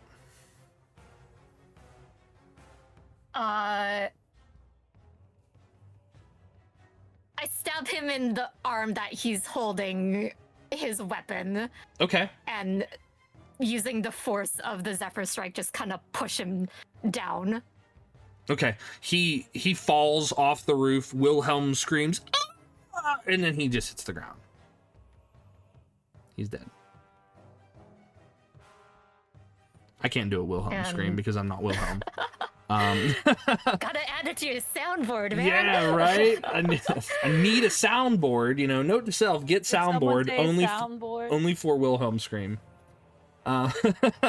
Then Aster kind of whips their head around at the other sniper that's like right next to them here. Yeah, almost as a like, you're next. You're next, buddy. Okay, cool. And that's my turn. All right, that's your turn. We move on to the Thrycreen. Drew, these two insectoid, like mantis-like men come bounding in on multiple legs, wielding these odd-looking weapons, and lovely. They are going to.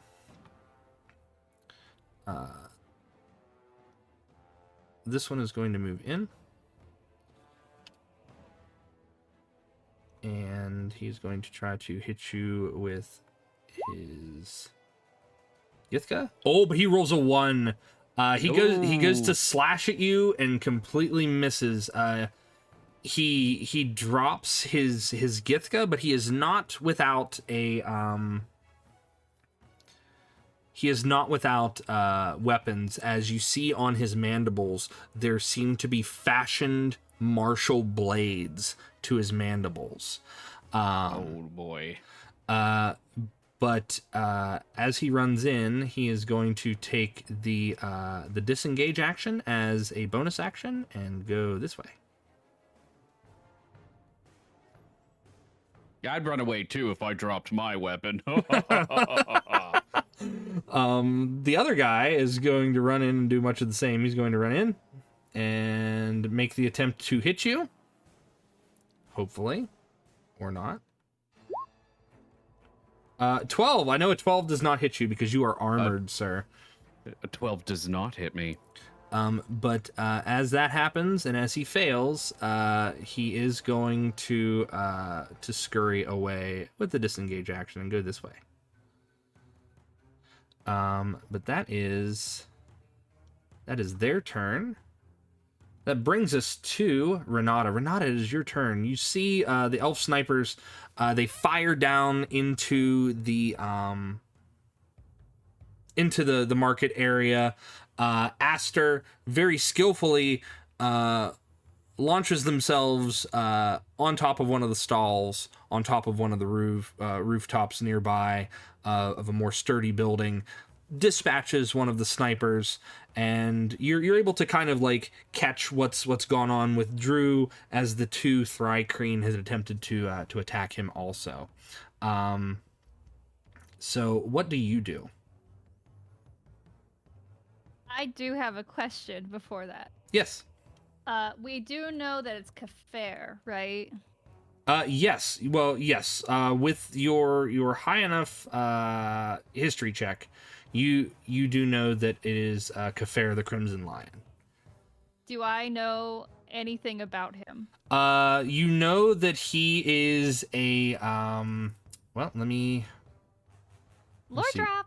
Yeah, Lord Drop, we love that. Sorry to pause combat. It's okay, we're here for the lore. I love a good lore drop. So Renata and Aster are Renata and Aster, the two of you, well, I see Lyric rolled an 18. Lyric, was that your first history? Like, when was that one rolled? No, that was from a while ago. Okay. I rolled a 6 for this one. Okay.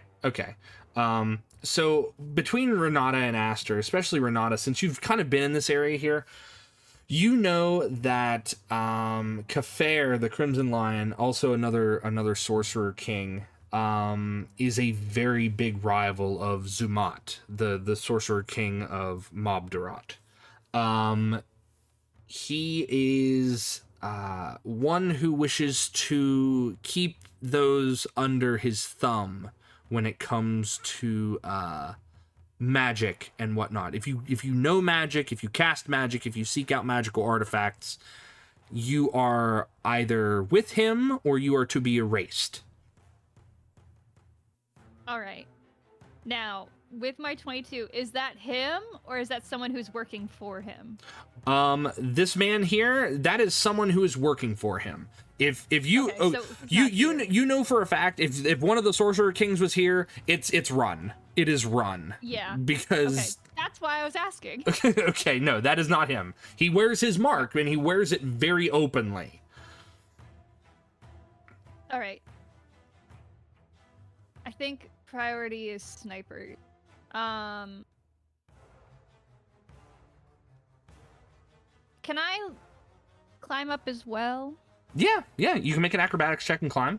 Unless you have a climb speed, in which case you can just move. I don't. I think.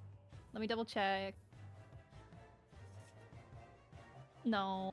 Okay. But I did give myself a little bit of acrobatics. Yeah, there you go. You get up there. So yes, you can get up to where next to Aster and where Aster is. Yep, absolutely. Okay. I would like to cast in front of the magic hater. Oh. I'd like to do primal savagery. Oh, okay. I'll ping that Okay. if it actually shows the spell details. Okay. It does. And I will use that on my teeth. Okay. And so for Aster, you'll see as she climbs up, there's that same flutter again, but she's muttering something to herself, and when she lunges at this person, it's with her mouth, and she's got long teeth. And now I have to do it manually. Roll 1d, 20 plus. What's my spell modifier? It says +6. It says +6. +6. Okay, thank you. You're welcome. 18. 18 hits. Their AC is 15, so an 18 hits. Yippee! So that'll do some funny stuff. Oh wait, I can just do this. Just assume that that was the right one. Okay, that's fine. One acid. Okay, so the one acid comes from Primal Savagery, Uh-huh. and then I would also like to use my feed ability, Okay. and that'll cause the additional 2 necrotic, Okay. and that'll give me a blood charge. Okay. You've gained yourself a blood charge. Where do you sink your teeth into? His neck? Is most of his skin available? Like Yeah, can I see yeah, most of yeah. his Like skin? these guys like threw off their cloaks and they are just like bare-chested, tattooed. They have like what appears to be like not a collar, but kind of like a yoke. Like a yoke that you would put on like a beast of burden, kind of resting across their shoulders, but their neck is exposed and they're able to kind of like move around a little bit. I think I was going for the neck, but due to my low damage, I think it was more of a scrape rather than like an actual bite. Okay. So it leaves just like a mark of like this like black rather than red. Well, as it like quickly heals over. I will but- tell you that because these are minions, they don't have that many hit points. Oh, So it's a little bit stronger than I thought. yeah, your bite is very effective. And he kind of twitches and he drops his weapon and it falls down and clatters ironically onto a table of weapons. And then he just kind of like slumps over dead. Some merchant's gonna try selling that. It's like, ooh, looky, free weapon. And then with my remaining 5 feet, I take a step back and I go prone, and that's the end of my turn.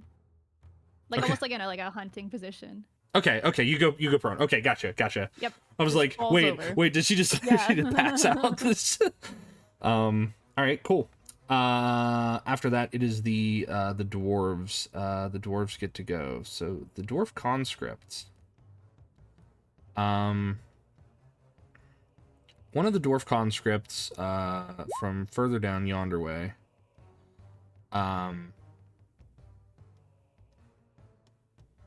This one is going to run towards Brooke. Why me? Um, I'm just a little guy.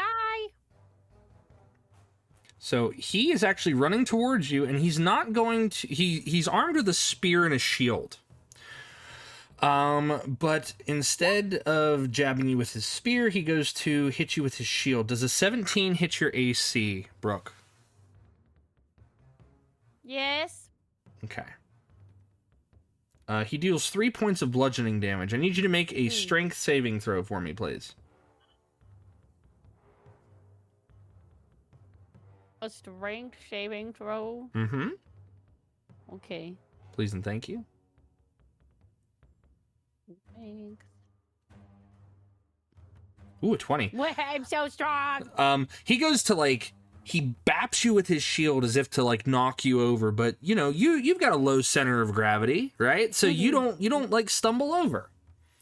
And he just kind of like snarls at you, and he beats his spear off the edge of his shield as if, you know, I'm gonna do it again, but he's not gonna do it right now because it's not his turn. It's one of his buddies' turns.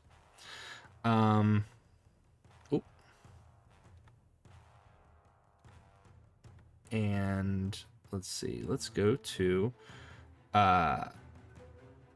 Aster. You are on the edge of the building there.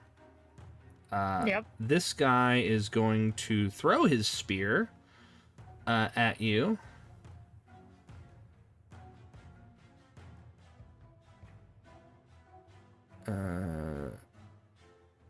Except he will be at a -2 on this roll. So whatever he rolls, it's a -2. That's a nat 20 though. God damn it.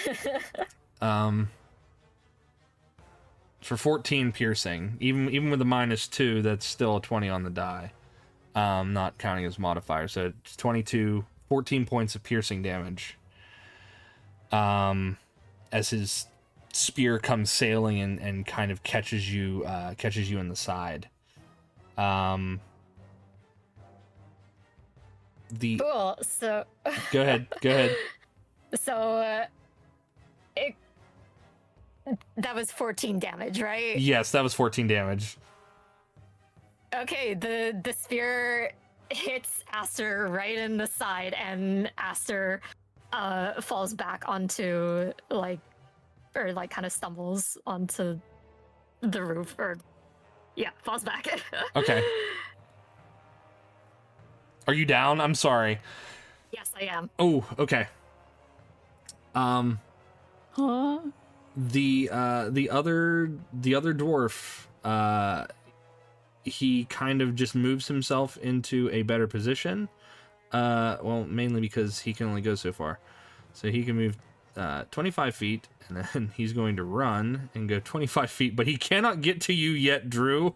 He's like a whole foot. He's like a whole spear length away.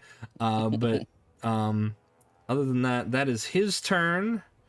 But now it is the Templar's turn. The Templar, he kind of pauses and assesses everything that's going on out there, and you hear him call out. He's like, Kafir wants them alive. Make sure that you pull your punches, men. And you hear them all say in unison, "Yes, sir!" And you hear the mandibles of the mantis men clicking, and the remaining living snipers and the dwarves, they all just say, "Yes, sir!" in Army unison. of mantis men. Yeah. These men. But the Templar does not, he does not act on this turn. But that brings us to Brooke. Brooke, it is your turn. Yippee! Okay. Did you guys hear my when I got hurt? Did you hear it? Can you hear? It's probably too quiet. Anyway, I put a Wilhelm screen on my soundboard. Anyway, I would like. There's nobody near me at all to inspire. This insect creature upon here, above me. How do I ping it? You know what I'm talking about. Yeah, it's right up there. Yeah, you just. Is it? Yeah. Oh, okay. Everyone can do that but me. I get it. Okay. No, you just hold it in. You just hold it in really, really You long. just hold it? Yeah. Oh, okay, cool. Is it 15 feet away from me? In terms of measurement, yes, it is.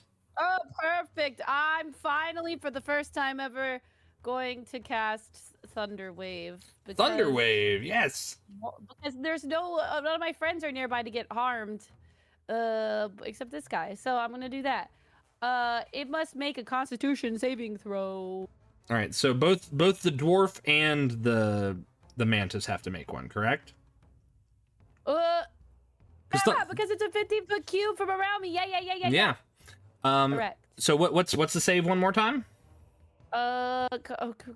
Constitution. I lost my character sheet again. You're good. There it So is. Found it. there's the dwarf. The dwarf got a 19, so he's low to the ground just like you. But sense. the Thrycreen 13.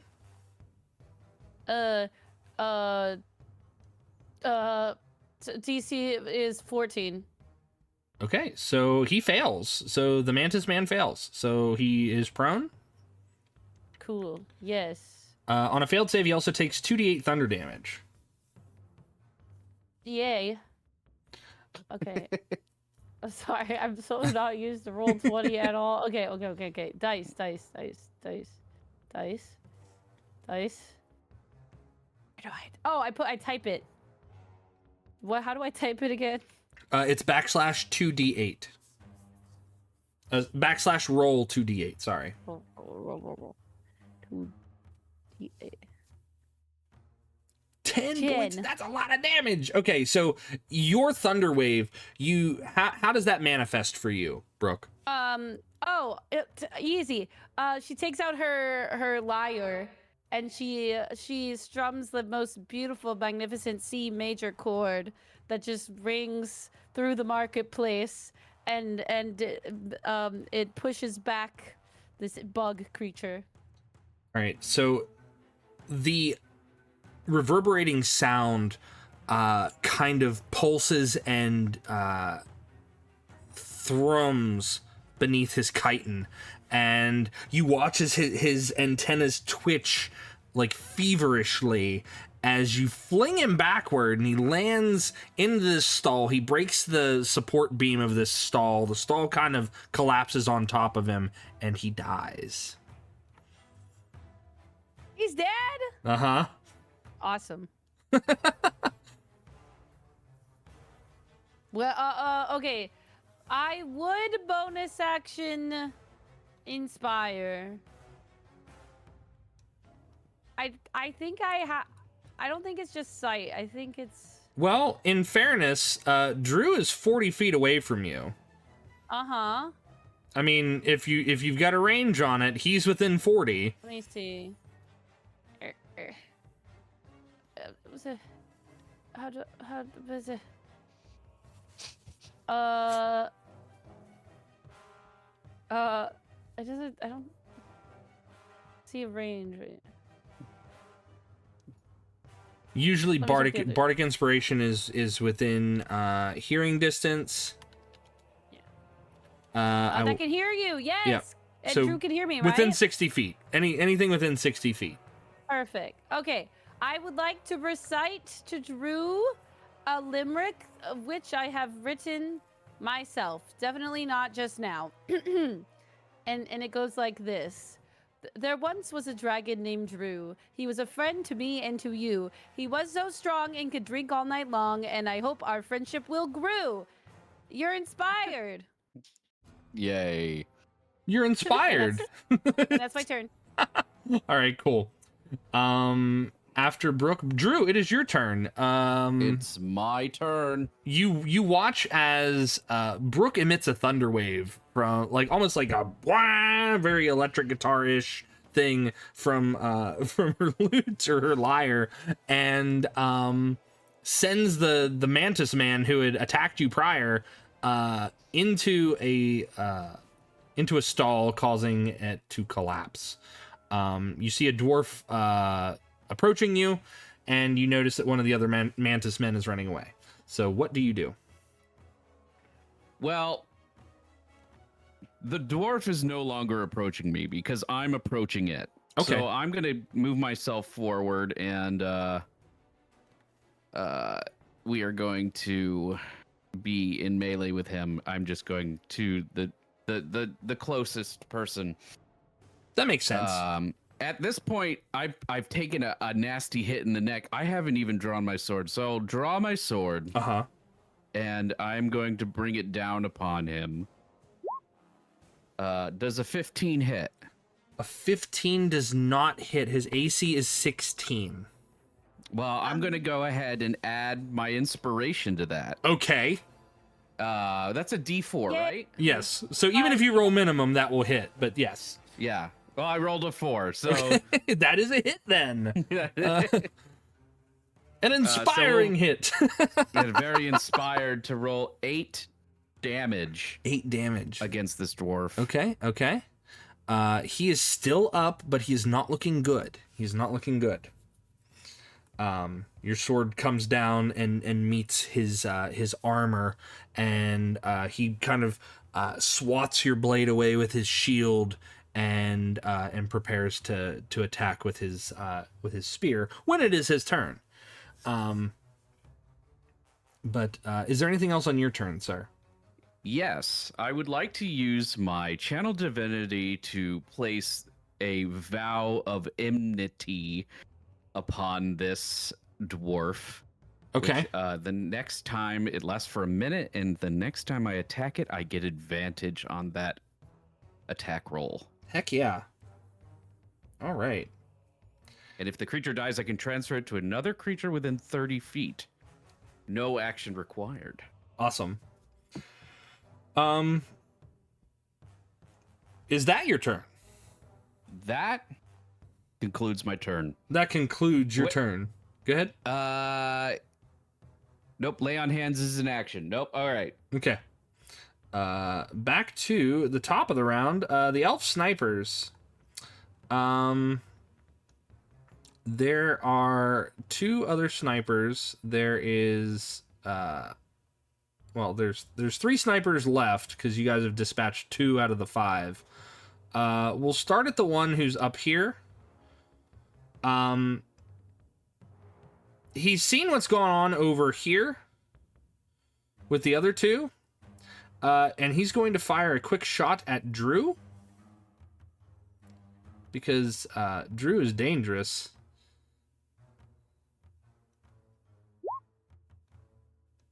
$14. That does not hit you.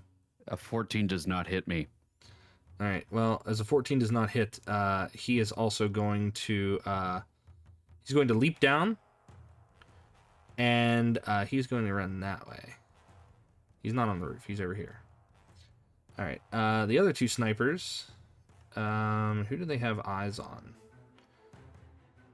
This guy up here has eyes on both Brooke and Drew, but he's going to fire at you, Drew, because again, you are a larger target. Fair. Elf sniper, longbow. 24. Ooh. Yeah, that hits.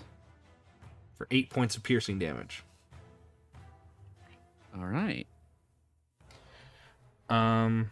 The other sniper is going to kind of drop down, and then he's going to move this way.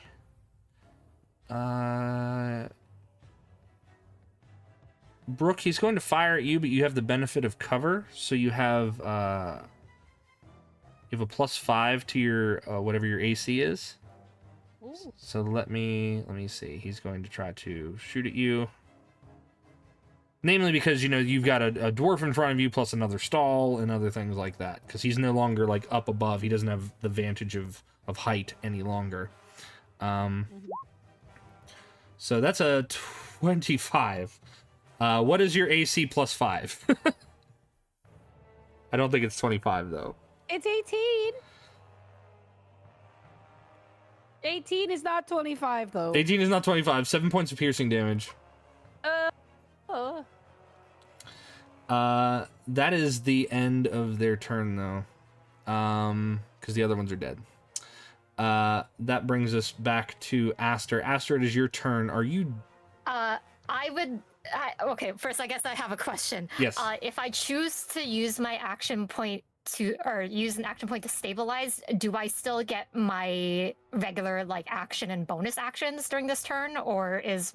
like my turn of stabilizing? You would be spending your action point to stabilize. So that would basically be like your turn. That's like you just, you know, it'd be me giving you the turn of, hey, I need you to make a death saving throw, but it's basically you getting to roll like a nat 20 on the death save to come back at 1 hit point and stabilize. Does that make sense? Okay, so that's my turn. Like, okay. I don't have anything else that I can do if I... Well, I guess I'd have to do that anyways.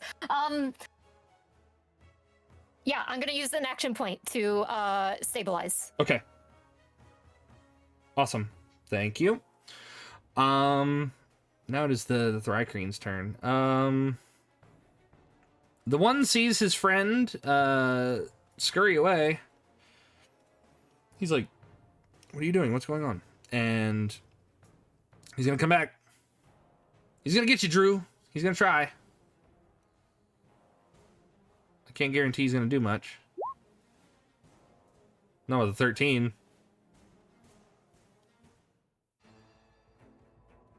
And then probably not so predictably, he is going to disengage and go back this way. Very nice, very nice. So very, very much hit and run tactics here. Renata, it is your turn. Yeah, my plans kind of changed as each turn happened. I get up, step 1, Okay. 15 feet. Let's see. My range with this thing is pretty big. I want to double check that range, because the other thing I was going to do is Not gonna work. Ooh, I see a long range. I like that. Yeah, it's a long boy. Do I want to do that though? Yeah, I'll do it. With my ability, I'm going to cast Guiding Bolt at the one accosting Brooke. Okay. Yay!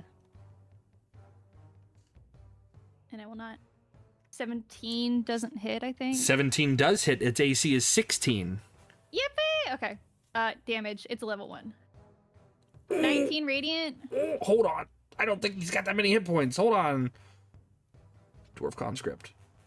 He's got 17 hit points. All right. Well, he's gone. How do you dispatch him, Renata?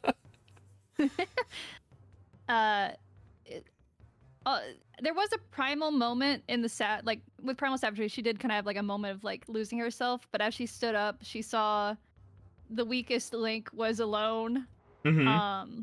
So she took a moment to almost aim a shot as if like shooting a bow and arrow, and then it pierces straight through his skull.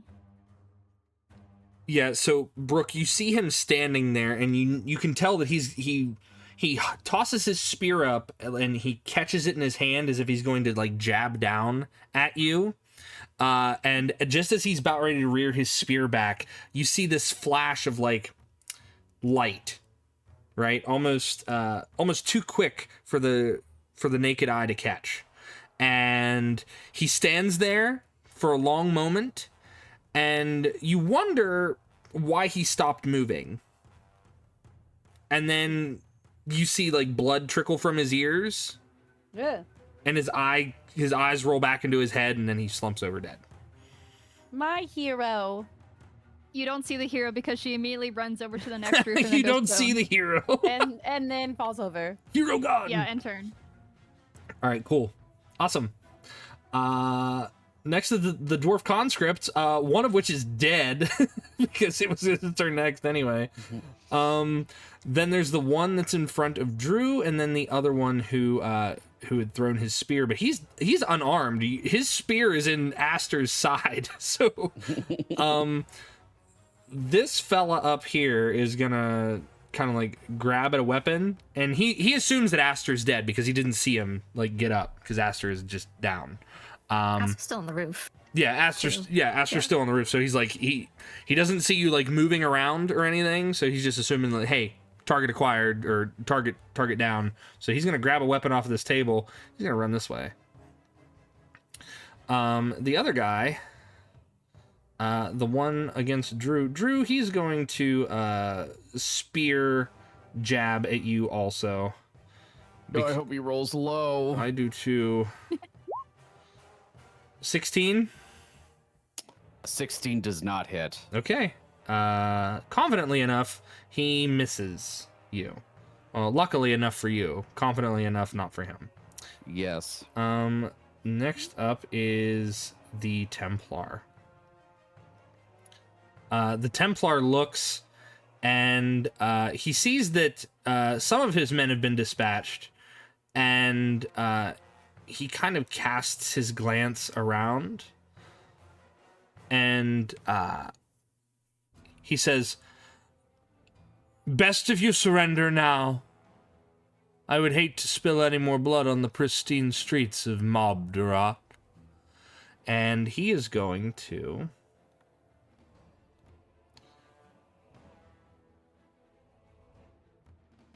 Let's see. He's going to use his psionic step. He's going to teleport to 20 feet to an unoccupied space that he can see. So he's going to move normally. Move.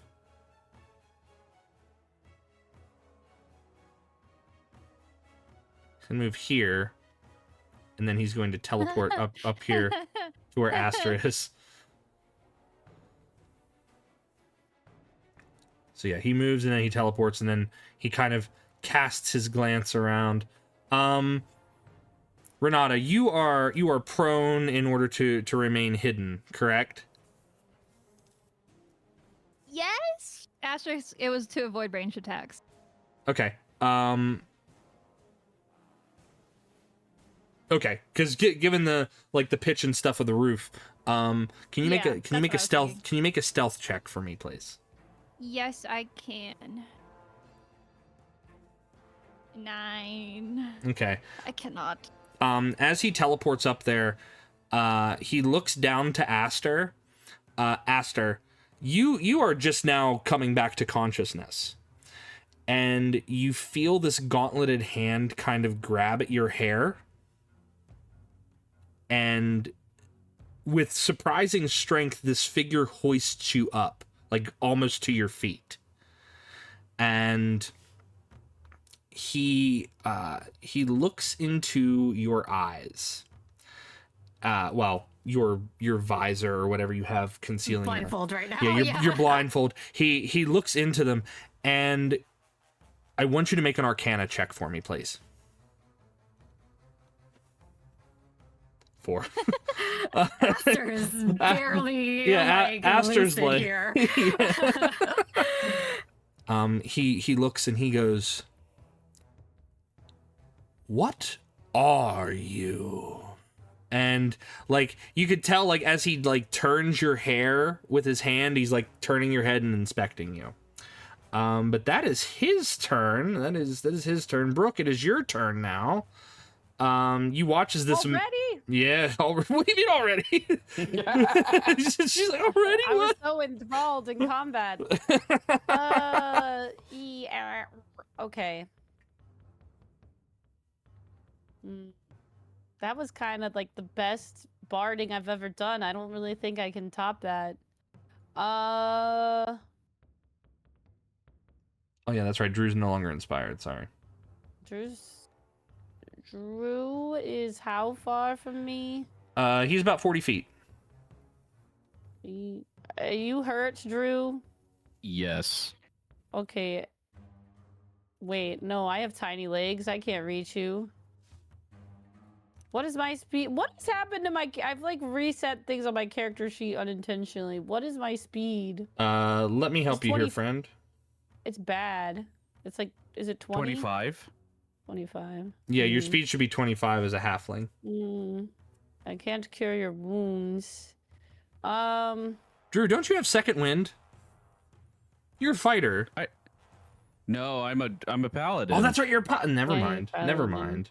I do not He have has the second lay wind. on hands. Never All right, mind. here's what I'm gonna do. I'm going to run up towards as far as my little feet can carry me. Uh-huh. And then I'm going to fling my sparkly sparkles, my fairy fire, 20 feet about me.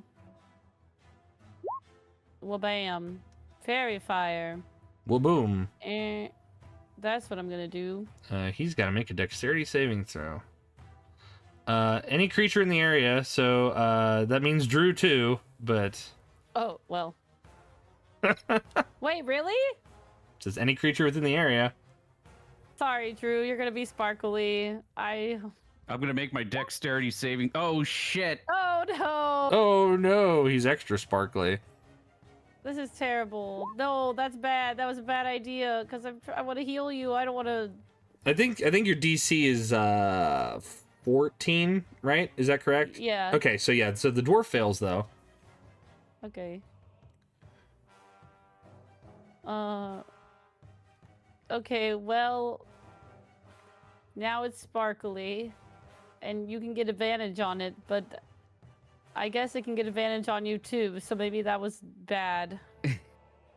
And can I also viciously mock it? So your fairy fire was an action. Vicious mockery. Is that a bonus action or an action for you?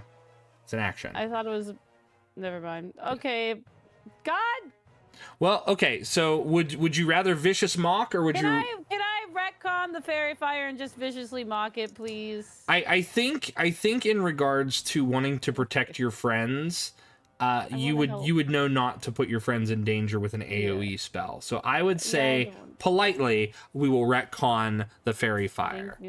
Thank you. You're the best. Okay, let's just viciously mock it. I mean, and in fairness to Drew, he does have his vow of enmity against this guy, so he already has advantage to hit him. So, true. So it's not really. I didn't mean to hit that twice. I'm very tired. Okay, I'm going to say, hey, you got some schmutz in your beard, and I. Not the beard. It's a wisdom 14 saving throw. He rolled a 12. Okay, and now I roll 1d4 psychic damage. Wait, no, that's how Twitch works. I roll 1d4. 3 that's pretty good. That's pretty good. 60 feet. Are any of these other baddies 60 feet? I don't think so. This guy over here is, and I don't know if. Actually, the dude up on the roof is the dude who grabbed Aster. Can you hear my insults? Well, it's one creature, but yeah, they can all hear it's it. One creature? Yep. Okay, then it's just the dwarf. Okay, that's my turn. Okay. Awesome. Bye. Drew, it is your turn. It is Drew's turn. This guy is still alive. Yeah, not for long though. Yeah, I'm going to attack with great sword. Great sword. Whoa, those were super low. Both of those. Oh no. Oh no. Okay. Theoretically, how many action points could someone use per turn? Well, considering that you leveled up, you regained your spent points. Unless you're doing something like to regain the use of a spell or an ability, it's 1 action point per turn. 1 action point per turn. So that I could use it to give myself another action. That's correct. Okay. All right. Let me double check something here on my page. Okay. On the page. On your page. On the page. All right. Let's see. I'm going to until you level up, right? What's that? Yeah. Yeah, they're gone until you gain a level. That's correct. Okay. I'm going to take another action using my action point and heal myself with my lay on hands pool all 15 hit points. Okay, that's fair. So I'm going to type that in now because I don't want to sit at 6 HP anymore. I was coming to heal your wounds. If you would just give me some time. Just kill the dwarf. Just kill the dwarf. Just kill the dwarf. But Drew, is that your turn then? I don't think that I have many things. I haven't cast a spell. And I have a spell that is a bonus action. Can I see the bad man, The Templar? main guy? Yeah. I would say, given the height over the stalls there, yes, you can see him. He's technically got his back to you because he's holding Aster up by the hair. Yes, I would like to place a hunter's mark on him. Okay, let's mark that fella. A hunter's mark. A little bullseye works. That's a mark. There you go. All right. Now is that your turn? That will be my turn. Okay.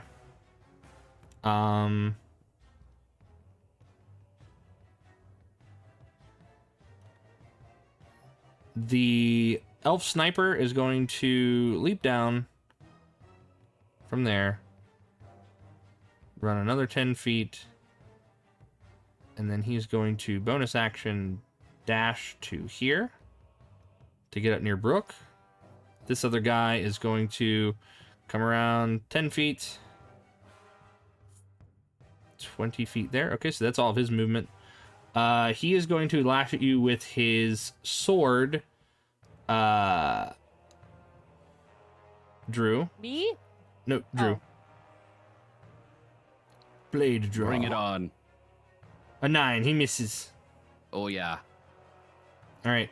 That is his turn. Aster, it is your turn.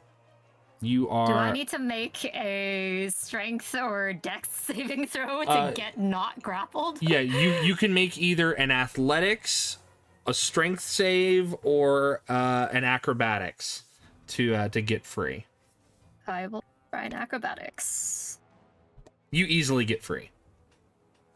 So in response to his "What are you?" Aster growls, "That's not very polite to ask a lady." And I'm going to bite him. Okay.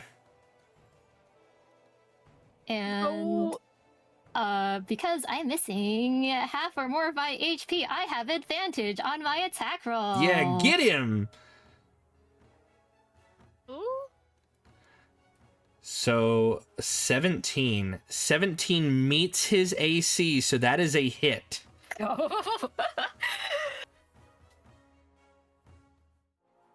Six, 6 piercing damage to Okay. him. And I'm going to use an action point. I'm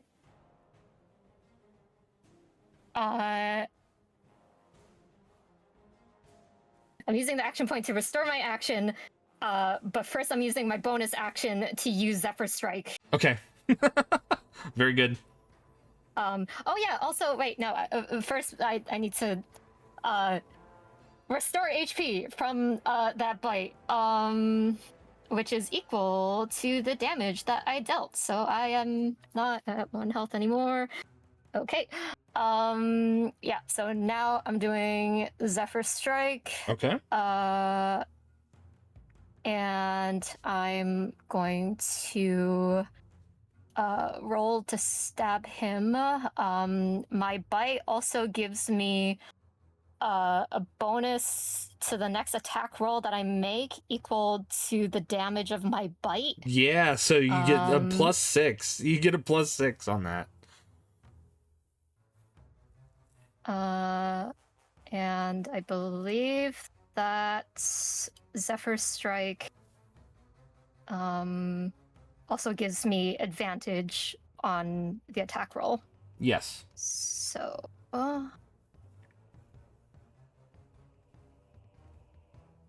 That is a crit.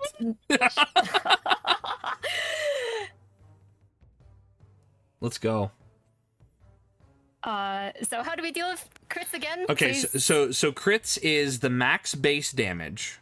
When you guys roll a crit, it's the max base damage, and you are just rolling the extra damage on top of that. So, your rapier already does 8, plus whatever monetary, like if there's a smite or anything attached to that, all of that, is the base flat damage that you can maximally roll, and then you roll the damage on top of that.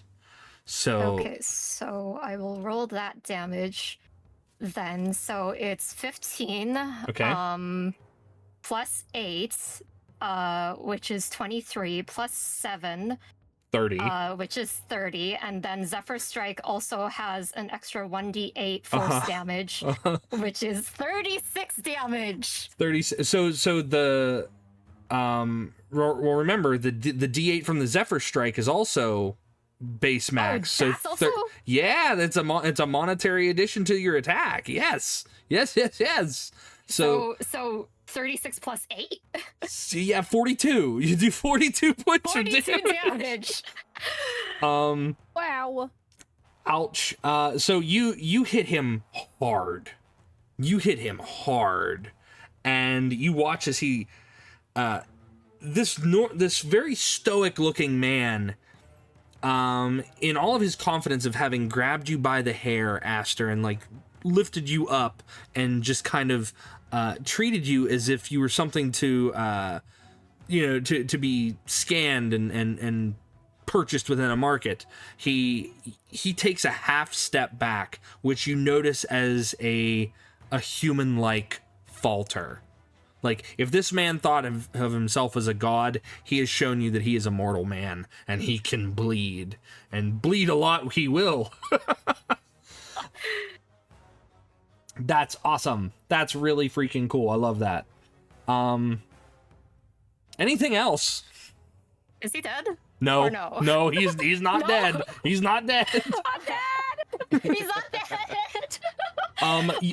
But you did deal, I will say you dealt half of his hit points in damage. You dealt half of his hit points in damage. Zephyr Strike allows me to move without taking any opportunity attacks. That is scary.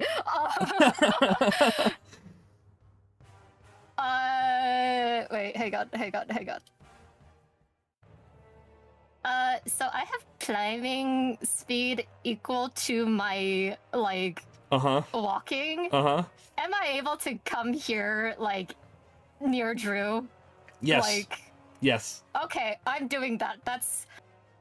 Oh, wait, actually, I think Zephyr Strike actually gives me extra movement on top of that. Hang on. Yes, it also increases my walking speed by 30 feet as well. So I'm going to comfortably make my way down and over here into the safety of my friends. Completely bloodied. So Aster, as you make your way down, you know, like, you hit him as hard as you could. Like, that's literally like the hardest you could muster after coming back from the brink of death, right? And you feel blood pulsing in your veins, whether it's your blood or someone else's at this point. The fight or flight response is, I did my fight, now I must flight, right? And I will say that Renata sees this. You watch his eyes coldly follow where Aster goes, as if now Aster is the target. That being said, that's Aster's turn. It's the Thrycrean's turn. They see that things are getting a little dicey. And the Thrycrean moves in. He's going to try to attack Drew one more time before running away, because that's how these guys operate. 23. That hits. 11 points of slashing damage. Ooh. Can I use my reaction since I'm here? Yes, you can. You can. I am using my reaction to use Fresnel Reflection. Okay. Which I think I have it on here.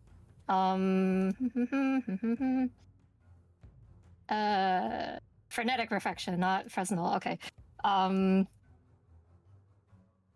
So because Drew took that damage, I'm reflecting half of that damage back onto the creature that dealt that damage. Okay. And Drew takes half damage. Okay, so Drew, you will take half rounded down, so you're going to take 5. Okay. Because I always round down in favor of the players whenever a bad guy has to deal half to you. But then if you guys have to deal half, you get higher. You get the higher of the half. That's how it goes, if it's not an even split. So this Thrycrean, he pulls out his Githka and he slashes across your back, Drew, but it doesn't delve as deep as what it could have, because as it does so, there's this vibration that actually breaks the haft of the weapon, and it sends shards splintering into him. He is dead. He is dead from that. Things are not looking good for their group. That being said, that's their turn. Renata, it is your turn. Yeah. I saw all that, right? Oh, yes, you saw all of that. Okay. Renata watched as Aster's, I assume, long canines buried themselves into the night Yep. and then visibly stunned him. Renata, seeing all this, will stumble awkwardly up, totally unlike how she had before. Mm-hmm. But rather than stepping away from him, she's going to take a step back in fear from where Aster went. Not quite there. And that is the end of her turn. Okay. Just stunned. Okay. You can call it stunned, the condition, if you want. If you want to consider yourself stunned, I will say that you would have the stunned condition. So let's. Yeah, have fun with that.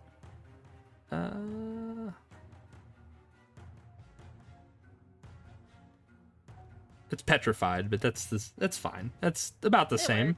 It's about the same. There are the 2 conscripts, and let's see, number-wise, how's their game looking? 1, 2, 3, 4. They lost 5 of their crew. Morale check.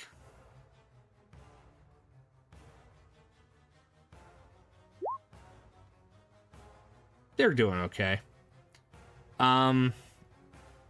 Drew, this fella is going to resume his attack on you with a shield bash instead of a spear. That is He may try. That is a 20. Ooh. Not a natural 20, it's a dirty 20. Yeah, I figured. 5 bludgeoning. How much? 5 bludgeoning. 5, okay. This other fella can only move 25, but that gets him to here. Also, same deal. He's going to try to bonk Aster with his shield. Okay. It's a 14. I don't think a 14 hits you. My armor class is 15. Okay, so he goes to hit you with his shield and completely misses. That is the conscript's turn. Now it is the Templar's turn. The Templar, he lowers himself, he lowers his arms down, and you see him make a hand motion. And again, Renata, you are the one seeing this. You see him make a hand motion as he kind of waves 2 fingers almost, he points his fingers vertically, makes like a half circle, and then curls his fingers back into a fist.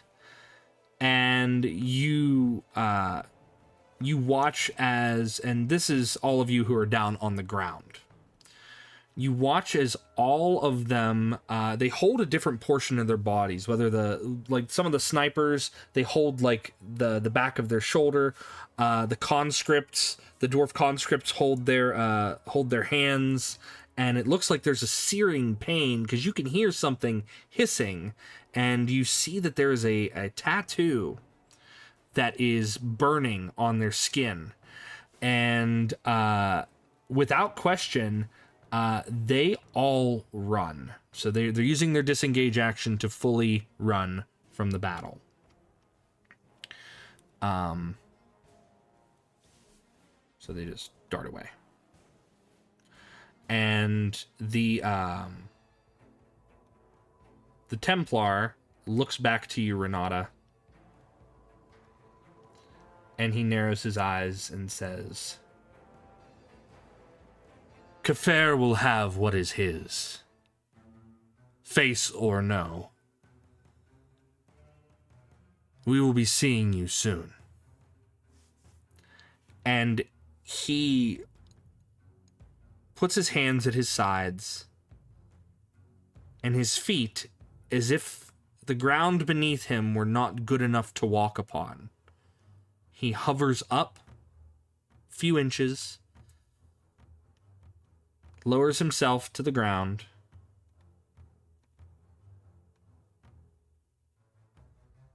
and slowly walks away.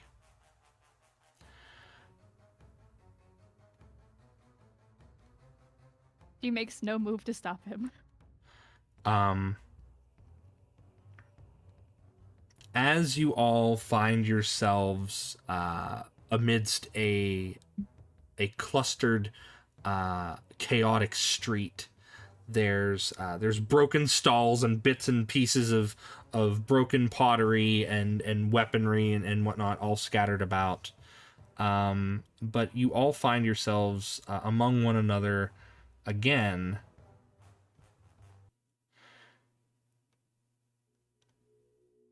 What do you do? Who needs healing the most? Can I say Renata has not joined yet? Yeah. Thank you. Yeah, when Brooke asks who needs healing, Drew's just gonna point at Aster. Can we say that Aster like has pulled out the spear that was in their side since then? Because like Oh. that's Yeah, kinda yeah, awkward to yeah. run with. Yeah. So Aster has like almost like a gaping hole in the side yeah. of their like almost like hip area. They are very bloody, like Yeah. and I- is kind of like crutching themselves on one of the nearby like stands. Yeah, I'm gonna go over to Aster and cast Cure Wounds on them, which I can do because I never cast Fairy Fire. That never happened.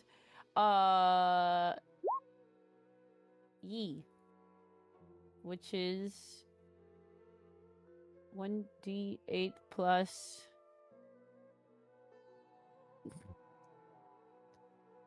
What Plus is- your spellcasting ability modifier, which for you would be charisma. Okay.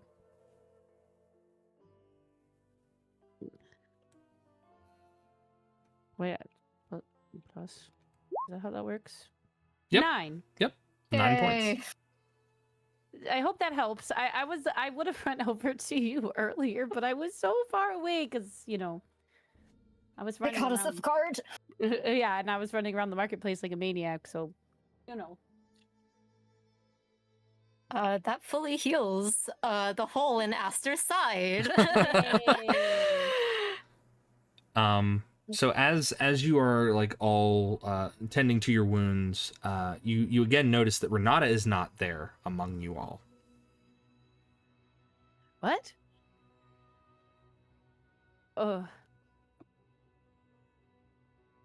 I would like to try and perceive her. Okay. Renata, are you actively hiding or are you just standing still from where you were before?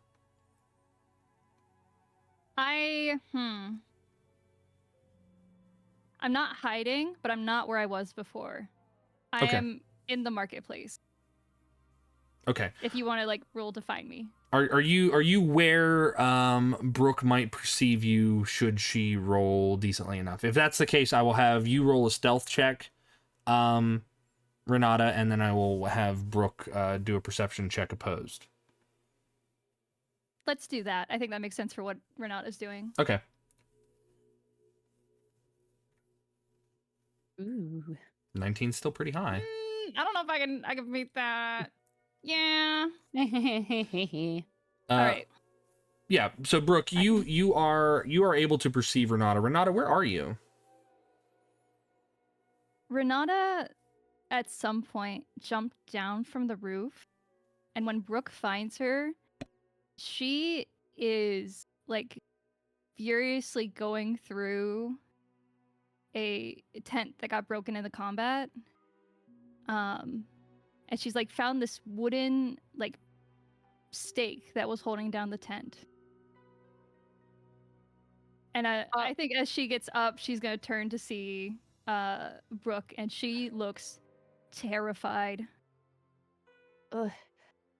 I think that Brooke is gonna, even though she's really dumb, she's going to have the enough wisdom to realize like not to like draw like so much attention to Renata in this moment and just like come over and just be like, "Are you okay? Get away from me." What? She's going to point the stake at her. Are you one of them too? What? I don't know what you're talking about. We just got attacked, and I just wanted to make sure you're okay. Is she? I imagine she was inside the tent. Is she blocking the way out? No. No, I wouldn't think that she is. Again, she is able to occupy a space of a medium creature, being that she is so small. So I would think that you'd be able to like step over her if you really had to.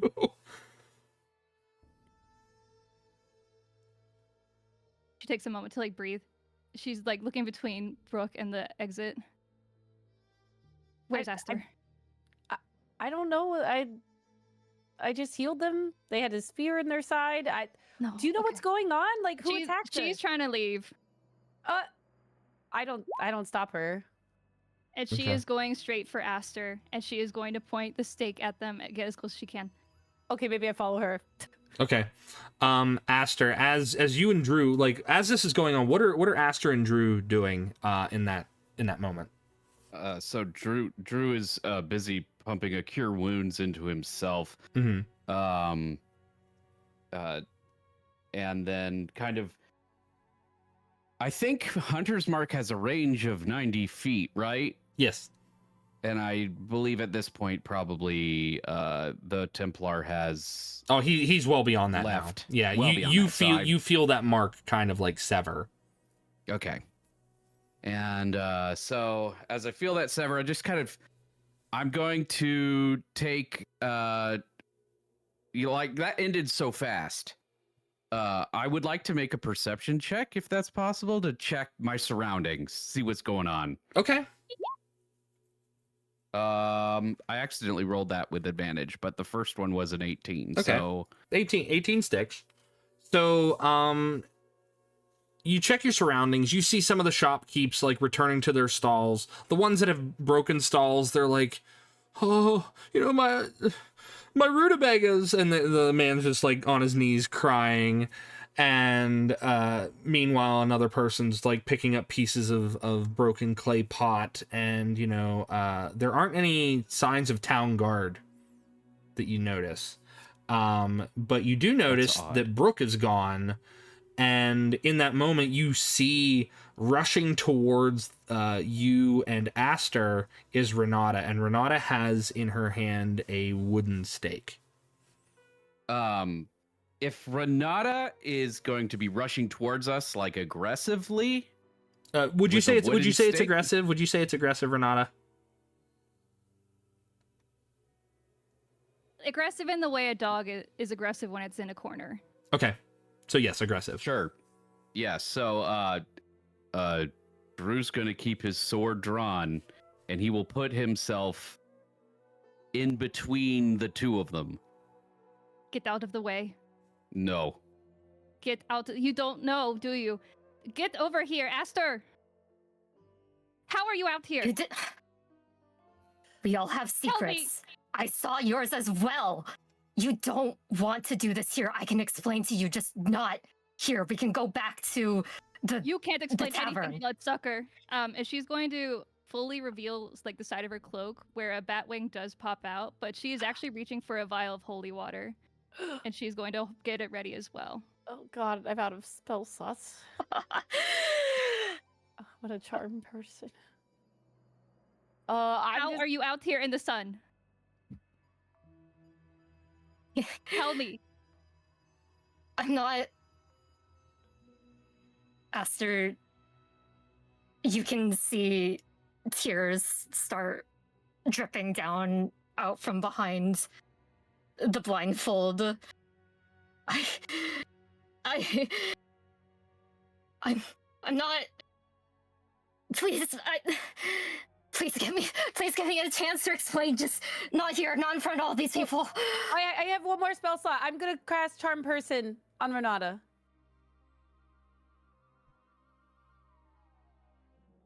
Okay. Renata, I need you to make a wisdom saving throw. Yeah. I shouldn't say. I should. Actually, I need to double check. Yeah, double check something. Oh. I just want to make sure I don't have anything.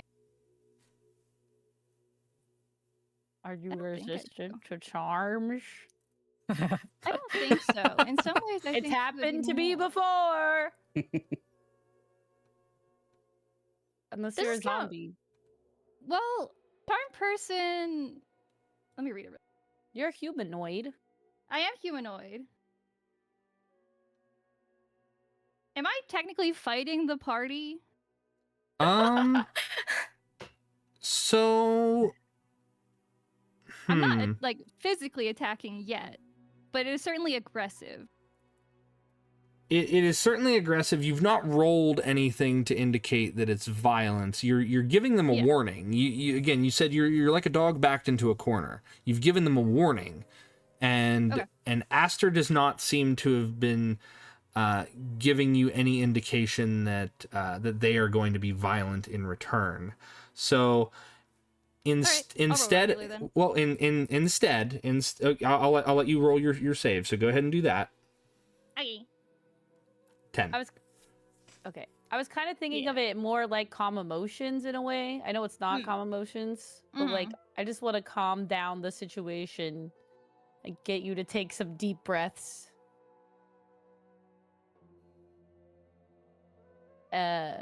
Okay. So I guess that worked? Yep, because your spell DC is 14, so they rolled a 10. Yep. And then I'm just gonna come up in between them and just be like, they're not going to hurt you, Renata. If Aster wanted to hurt you, they would have done that already. Just hear them out, please. Just for a second. Don't want to hurt you.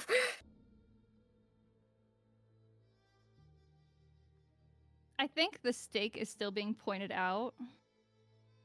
Because they're not making moves. Right. They've not made a hostile move towards you. Yeah. Yeah, Drew is actively physically in between, like maneuvering himself to aware. be in between Yeah. the two of them. So if you're going to keep poking the stake, at some point he's going to grab the end of it. Not take it from you, but just reduce your range of motion with it. Aster is visibly shaking at this point and is probably the most that anyone has ever seen Aster show this much fear or emotion. And Aster, behind tears, just goes, "Please, can we please just go back to the inn or something? I can explain. Just not here, not in front of all these people." And at this point, there is a crowd that is starting to form. Mob Durat is not a small village where, some things like this might not go unnoticed. But there are thousands upon thousands of people that reside within this city-state. And the commotion in the street might not have drawn the attention of the guards, but it has drawn the attention of the citizenry, the merchants, the people who were there to purchase their morning wares. And they all just kind of look amongst themselves, and they murmur, and they speak in hushed tones, all looking at the direction of the four of you. But that is where we are going to end for the night.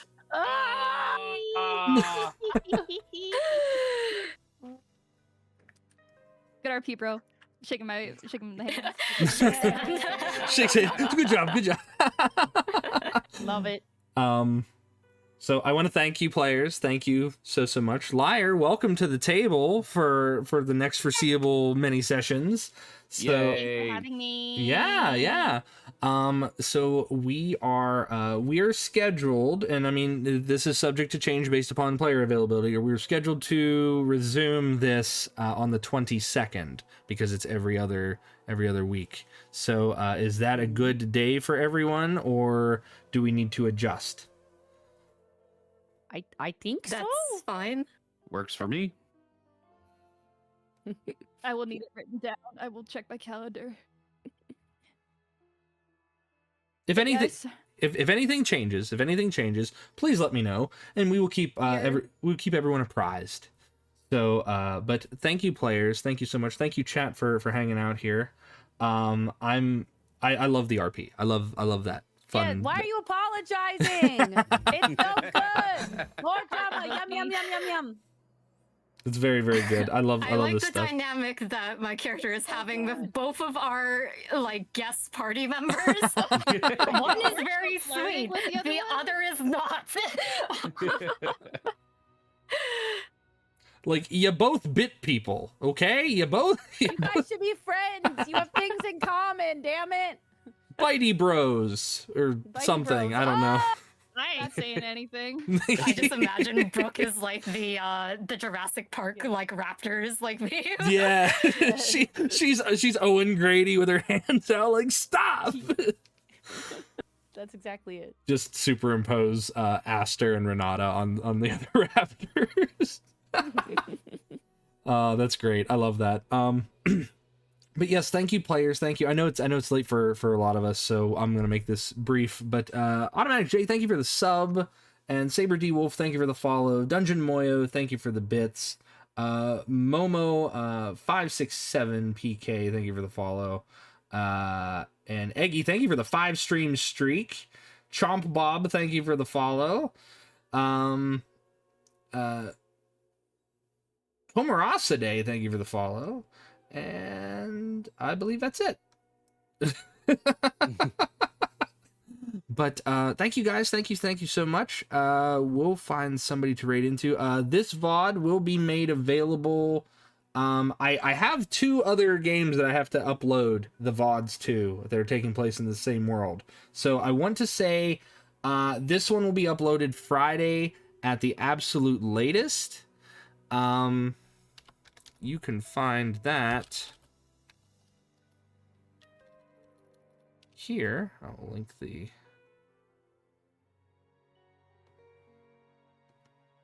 Ta-da! If you wish to find that, you can find that here. Where you can find actually the first 2 episodes of this particular campaign already preloaded on there. So feel free to watch those and see the exploits of Aster, Brooke, Drew, and Fidelity. But now you'll have Renata to look forward to. Wonderful. Thank you guys. Thank you, players. I don't have anything else unless you guys have anything. Let me start with everybody. Elly, where can we find you, and what do you have coming up?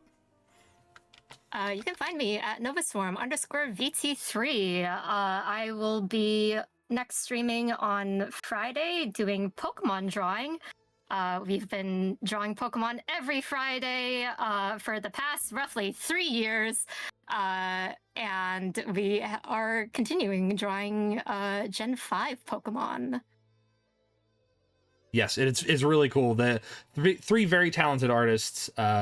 They've been at this for a long while, and they had done this. They had done some of it for charity, also, right? Like you'd done like donations for charity. Yeah. So we do Pokemon drawing requests for charity sometimes, and also for comms if you're interested in requesting one that way. So if you want, feel free to follow Nova Swarm, and you can see Elly, Lyra, and Rig all over there. Awesome. Lyric. Era. Who, me? Yeah, you. Couldn't be. Then who? Eggy's I turn. don't- We're gonna skip Lyric. It's Eggy's turn now. Okay, No, Lyric, go ahead.